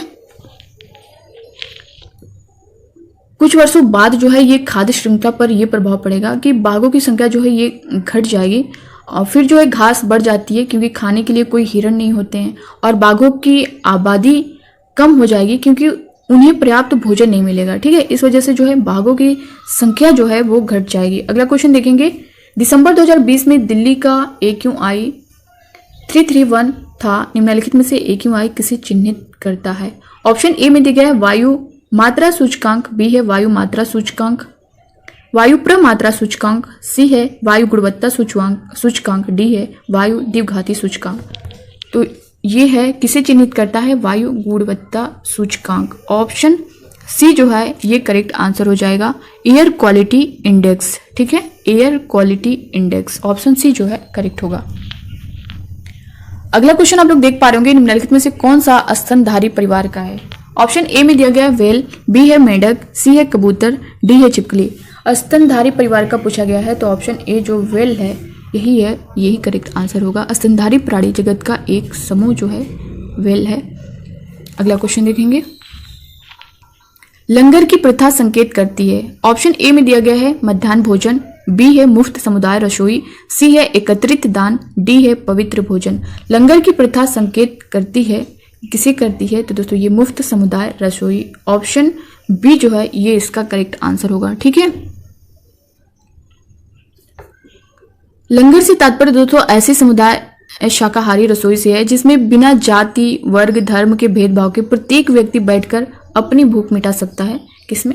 लंगर की प्रथा जो है। अगला क्वेश्चन देखेंगे, भीमजल स्तर के नीचे कठोर चट्टानों की परतों के बीच भंडारित भौमजल को कहते हैं, के बीच जो है भंडारित भौमजल को कहते हैं। ऑप्शन ए में दिया गया है भूमिगत जल, बी है जलभर, सी है दू स्थित जल, और डी दिया है गुप्त जल। तो जलभर जो है इसका करेक्ट आंसर होगा, भौमजल को कहते हैं जलभर। ठीक है, अगला क्वेश्चन देखेंगे। अगला क्वेश्चन आप लोग देख पा रहे होंगे, हाथियों के बारे में नीचे दिए गए कथनों पर विचार कीजिए। दोस्तों देखिए, हाथी से आपका 1 से 2 क्वेश्चन आना ही आना है, काफी इंपॉर्टेंट टॉपिक है। और दोस्तों इस तरह से जो है ये फैक्ट टाइप में नहीं आता है कि आप जो इसको रट लेंगे तो हो जाएगा। इसको हाथी वाला जो टॉपिक है जो एनसीईआरटी में दिया गया है उसके बारे में जो डिटेल में, उसको जो है अगर आप अच्छे से पढ़े रहेंगे, एनसीईआरटी की बुक जैसा कि मैं आप सभी को दे चुकी हूँ सारा detail, class 3rd 4th 5th आप पूरी एनसीईआरटी जो है पूरी बुक आप जो है प्लेलिस्ट में जाकर के पढ़ सकते हैं। उसको सीटेट ईवीएस एनसीईआरटी बुक के नाम से फोल्डर है, वहाँ पे क्लास 3rd 4th 5th की पूरी एनसीईआरटी जो है मैं वहाँ पे शेयर की हूँ, आप लोग वहाँ से डायरेक्ट जो है जाकर पढ़ सकते हैं। तो दोस्तों यहाँ पे जो है अगर आप उससे जो है डिटेल में इस टॉपिक को पढ़े रहेंगे तभी जो है आप इसका अच्छे से आंसर कर पाएंगे। ABCD जैसा कि आप देख पा रहे होंगे इस तरह कई शिफ्टों में, जिन भी शिफ्टों में किया है, ऑफलाइन एग्जाम में भी जब ये क्वेश्चन आते थे तो इसी तरह से आते थे। तो आपको जब डिटेल सारी चीज़ें पता होंगी तभी आप उसमें कर पाएंगे कि कौन सा करेक्ट है, कौन सा करेक्ट नहीं है। तो ये काफ़ी इंपॉर्टेंट है, मैं फिर से कहना चाहूँगी ये बहुत ही इंपॉर्टेंट है हाथी वाला टॉपिक, यहाँ से आपका क्वेश्चन आना ही आना है। ए में दिया गया 3 माह के हाथी के बच्चे का भार लगभग 2 कुंटल होता है। तो ये दोस्तों सत्य है, यानी कथन जो है ये सही है। बी है हाथी अत्यधिक आराम नहीं करते हैं, वे केवल 2 से 4 घंटे सोते हैं। ये वाला भी ऑप्शन जो है करेक्ट है, हाथी जो है केवल 2 से 4 घंटे सोते हैं। सी है कोई वयस्क हाथी 24 घंटे में 2 कुंटल से अधिक पत्ते और झाड़ियां खा सकता है, नहीं। डी है किसी हाथियों के झुंड में 2-3 परिवारों के सदस्य ही होते हैं, उनमें सबसे बुजुर्ग नर हाथी झुंड का नेता होता है, ये भी करेक्ट नहीं है। ए और बी सिर्फ करेक्ट है, तो ऑप्शन ए में आप देख पा रहे होंगे केवल ए और बी, ये जो है करेक्ट आंसर होगा ऑप्शन ए वाला। दोस्तों देखिए हाथी जो है ना बहुत कम आराम करते हैं, ये दिन में जो है केवल 2 से 4 घंटे ही सोता है। 3 महीने के हाथी के बच्चे का भार सामान्यतः जो है लगभग जो है 2 कुंटल होता है, ठीक है। और हाथी जो प्रायः है झुंड में रहना पसंद करते हैं, जिसका नेतृत्व जो है सबसे बुजुर्ग जो है हथिनी करती है। यहाँ पे सबसे बुजुर्ग नर हाथी को बताया गया है, तो इसलिए ये जो है करेक्ट नहीं है। अगला जो पॉइंट है इसका, हाथियों के झुंड में केवल जो है हथिनियां और 14 से 15 वर्ष के बच्चे ही रहते हैं। अगला क्वेश्चन देखेंगे। रीता ने एक पक्षी की ओर इशारा किया और कहा, देखो इस पक्षी की आंखें इसके सिर के सामने हैं, बिल्कुल मेरे सामने। आपके अनुसार वह किस पक्षी की ओर इशारा कर रही है? ऑप्शन ए में दिया गया कबूतर, बी है गौरैया, सी है उल्लू, डी है कौवा। तो वो किस पक्षी की तरफ इशारा कर रही है? तो वो उल्लू की तरफ इशारा कर रही है। ऑप्शन सी जो है ये करेक्ट हो जाएगा। और दोस्तों यहाँ से भी मैना और उल्लू से भी काफी क्वेश्चन पूछे जाते हैं कि कौन सा पक्षी है जो झटके में अपनी गर्दन को घुमाता है। तो दोस्तों अगर ऐसा क्वेश्चन आए तो उसका आंसर होगा मैना, जो झटके में अपनी गर्दन को घुमाता है। और जो अपनी गर्दन को पूरा घुमाता है यानी चारों तरफ 360 डिग्री घुमाता है तो वो उल्लू हो जाएगा, यानी चारों तरफ जो है घुमाता है। तो यहाँ से काफ़ी क्वेश्चन पूछे जाते हैं लगभग जो है। अगर ऑफलाइन एग्जाम को देखें तो दोस्तों अगर ऑफलाइन एग्जाम के पेपर आप उठाकर देख रहे हैं तो उसमें सभी आप देखेंगे प्रीवियस ईयर पेपर में, तो इसमें मैना उल्लू से काफ़ी क्वेश्चन 1 नंबर जो है पक्षी से रिलेटेड और इस टॉपिक से रिलेटेड आता है। तो यहाँ पे आपको ये चीज़ क्लियर होनी चाहिए। और दोस्तों इस बार भी पूरा चांस है आप उल्लू से जो है, उल्लू या मैना से रिलेटेड आपको एक क्वेश्चन देखने को मिलेगा। अगला क्वेश्चन देखेंगे।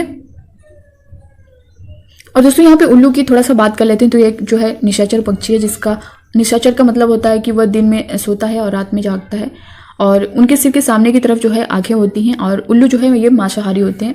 ये जो है मूषक, छोटे और मध्यम आकार के स्तनधारियों, कीड़े, मछली और अन्य पक्षियों को खाते हैं। और उल्लू जैसा कि मैंने बताया जो है अपनी गर्दन 360 डिग्री तक घुमा लेते हैं चारों तरफ से। अगला क्वेश्चन आप लोग देख पा रहे होंगे। संकटापन्न हिरणों के किस प्रकार के लिए केवल लोकटक झील एक स्थान है? ऑप्शन ए में दिया गया है चीतल, बी है बारहसिंगा, सी है सांभर और डी दिया गया है संगाई। संकटापन्न हिरणों के किस प्रकार के लिए केवल लोकटक झील एक स्थान है? तो दोस्तों ये है संगाई। ऑप्शन डी जो है इसका करेक्ट आंसर हो जाएगा। ठीक है, लोकटक झील जो है पूर्वोत्तर भारत की सबसे बड़ी मीठे जल की झील है, जो जल की सतह के ऊपर तैरती फुमडी के लिए प्रसिद्ध है। यह झील अपने तैरते वृत्ताकार दलदलों के लिए जानी जाती है, जिन्हें स्थानीय भाषा में फुमडी कहा जाता है। क्या? फुमडी। ठीक है, फुमडी कहा जाता है। यहाँ दुनिया का एकमात्र तैरता हुआ राष्ट्रीय उद्यान है। लोकटक झील पर स्थित केबुल लामजाओ राष्ट्रीय उद्यान जो है मणिपुर का डांसिंग डियर संगाई, जो कि मणिपुर का राज्य पशु है, का अंतिम प्राकृतिक आवास है। तो ऑप्शन डी संगाई आप देख पा रहे होंगे, ये जो है करेक्ट आंसर होगा। अगला क्वेश्चन आप लोग देख पा रहे होंगे। वीनस फ्लाई ट्रैप तथा पिचर प्लांट को कीट बच्ची पौधे कहा जाता है, क्योंकि ये विशिष्ट पत्तियों या पत्तियों के भागों का प्रयोग करके कीटों को फंसाते हैं। कीटों से ये पौधे क्या प्राप्त करते हैं? ऑप्शन ए है पोषक तत्व, बी है वायु, सी है जल और डी है मृदा। तो ये कीटों से ये पौधे जो है क्या प्राप्त करते हैं? तो ये पोषक तत्व प्राप्त करते हैं। ऑप्शन ए जो है इसका करेक्ट आंसर हो जाएगा। दोस्तों देखिए, पिचर प्लांट और वीनस फ्लाई ट्रैप को जो है कीटपक्षी पौधे कहा जाता है, क्योंकि ये विशिष्ट पत्तियों या पत्तियों के भागों को प्रयोग करके कीटों को फंसाते हैं। कीटों से ये पौधे जो है पोषक तत्व प्राप्त करते हैं, जो उन्हें मिट्टी से नहीं मिलते हैं। ठीक है, अगला क्वेश्चन आप लोग देख पा रहे होंगे। विश्व जल दिवस कब मनाया जाता है? दिवस से भी आपका एक क्वेश्चन बनता है, चाहे आपका जो है विश्व पर्यावरण दिवस जो है अक्सर पूछ लिया जाता है, विश्व जल दिवस है, पृथ्वी दिवस है, जैव विविधता दिवस है। तो इन सब से क्वेश्चन काफी इंपॉर्टेंट है। यहाँ से मतलब बहुत ज्यादा नहीं है आपको, जैसे जल दिवस है, जैव विविधता दिवस है, पृथ्वी दिवस है और विश्व गौरैया दिवस है, ये सारा जो है जो इंपॉर्टेंट है इनको पूछता है। तो विश्व जल दिवस कब मनाया जाता है? तो ये मनाया जाता है 22 मार्च को। ऑप्शन ए जो है इसका करेक्ट आंसर होगा। 5 जून की बात करें तो इसको विश्व पर्यावरण दिवस जो है 5 जून को, ये भी काफी पूछा गया है। और 11 जून को है जो है 11 जुलाई को जो है विश्व जनसंख्या दिवस 11 जुलाई को मनाया जाता है। यहाँ पे 22 अप्रैल को जो है पृथ्वी दिवस मनाया जाता है। अगला क्वेश्चन आप लोग देख पा रहे आरटीई एक्ट सुनिश्चित करता है 2009 सुनिश्चित करता है। ऑप्शन ए में दिया गया है जन्म से 6 वर्ष तक के बच्चे की मुफ्त एवं अनिवार्य शिक्षा। आरटीई एक्ट 2009 सुनिश्चित करता है 6 वर्ष तक के बच्चे की मुफ्त एवं अनिवार्य शिक्षा नहीं। बी है 14 वर्ष की आयु तक के बच्चों को मुफ्त एवं अनिवार्य शिक्षा नहीं। सी दिया गया है 6 से 18 वर्ष तक के बच्चों की मुफ्त एवं अनिवार्य शिक्षा नहीं। 6 से 14 वर्ष के बच्चों की मुफ्त एवं अनिवार्य शिक्षा। ऑप्शन डी जो है ये इसका करेक्ट आंसर हो जाएगा। ठीक है, अगला क्वेश्चन देखेंगे। नीचे प्याज की खेती के प्रक्रिया के चरण दिए गए हैं, ये चरण उचित क्रम में नहीं है। ए दिया गया है मिट्टी गुड़ाई करना, बी है खरपतवार हटाना, सी है प्याज के ऊपर की सूखी पत्तियों को काटना, डी है प्याज को उखाड़ कर बाहर निकालना, ई है बीज बोना। इसमें पूछा गया है कि नीचे प्याज की खेती की प्रक्रिया के चरण दिए गए हैं, ये चरण उचित क्रम में नहीं है, तो इसमें से कौन नहीं है ये बताना है। दोस्तों देखिए, प्याज की खेती की जो प्रक्रिया का उचित चरण है वो है मिट्टी गुड़ाई करना, बीज बोना, खरपतवार हटाना, प्याज को उखाड़ कर बाहर निकालना, प्याज के ऊपर की सूखी पत्तियों को काटना। ठीक है, तो इसमें आप देख पा रहे होंगे ए में क्या दिया गया है, मिट्टी गुड़ाई करना। ठीक है, ये हो जाएगा उचित, ये हो जाएगा। ठीक है, सेकंड पे आपका आ जाएगा बीज बोना। ठीक, थर्ड पे आ जाएगा आपका खरपतवार हटाना, और फोर्थ पे आपका आएगा प्याज को उखाड़ कर बाहर निकालना, और लास्ट में आएगा प्याज के ऊपर की सूखी पत्तियों को काटना। तो ए, ई, बी, डी, सी आप किस ऑप्शन में देख पा रहे होंगे, ऑप्शन बी में दिया गया है ए, ई, बी, डी, सी। ऑप्शन बी जो है इसका करेक्ट आंसर होगा। ठीक है, अगला क्वेश्चन देखेंगे। पक्षी अपना सिर कई बार हिलाते हैं, ऐसा इसलिए है क्योंकि। ऑप्शन ए में दिया गया गर्दन में मांसपेशियों का पकड़ना आम होता है। बी दिया गया है आंखें स्थिर होती हैं तथा हिल नहीं सकती। सी है यह एक अनैच्छिक क्रिया है। डी है साथी को आकर्षित करने के लिए। पक्षी अपना सिर कई बार हिलाते हैं, ऐसा इसलिए है क्योंकि आंखें स्थिर होती हैं तथा हिल नहीं सकती हैं। ऑप्शन बी जो है इसका करेक्ट आंसर हो जाएगा। तो दोस्तों ये रहा आपका मॉडल पेपर। आई होप कि आप सभी को ये क्लास बहुत अच्छा लगा होगा। इसमें जो है सारे क्वेश्चन जो हम लोगों ने सॉल्व किए हैं ये सिर्फ कंटेंट वाले क्वेश्चन थे। पेडागोजी के अभी सभी क्वेश्चन हम लोग एक साथ सॉल्व करेंगे, तो आप लोग उस क्लास को भी ज़रूर देखिएगा, काफ़ी इंपॉर्टेंट है। तो बस इस वीडियो में इतना ही। बाकी दोस्तों आपसे यही रिक्वेस्ट है, आप ज़्यादा से ज़्यादा वीडियो को शेयर करिएगा। और दोस्तों यहाँ पे काफ़ी अभ्यर्थी जो है वीडियो देख रहे हैं मगर अभी तक चैनल को सब्सक्राइब नहीं किए, तो आप लोग प्लीज़ कर लीजिए। इसी तरह से जो है आप मुझे अपना लव और सपोर्ट दे सकते हैं। तो बस आपसे यही रिक्वेस्ट करूँगी, आप लोग नए हो तो चैनल को सब्सक्राइब जरूर कर लीजिए और इस वीडियो को ज़्यादा से ज़्यादा शेयर करिएगा। मिलते हैं नेक्स्ट क्लास में, तब तक bye bye, take care, thank you, खुश रहिए, पढ़ते रहिए।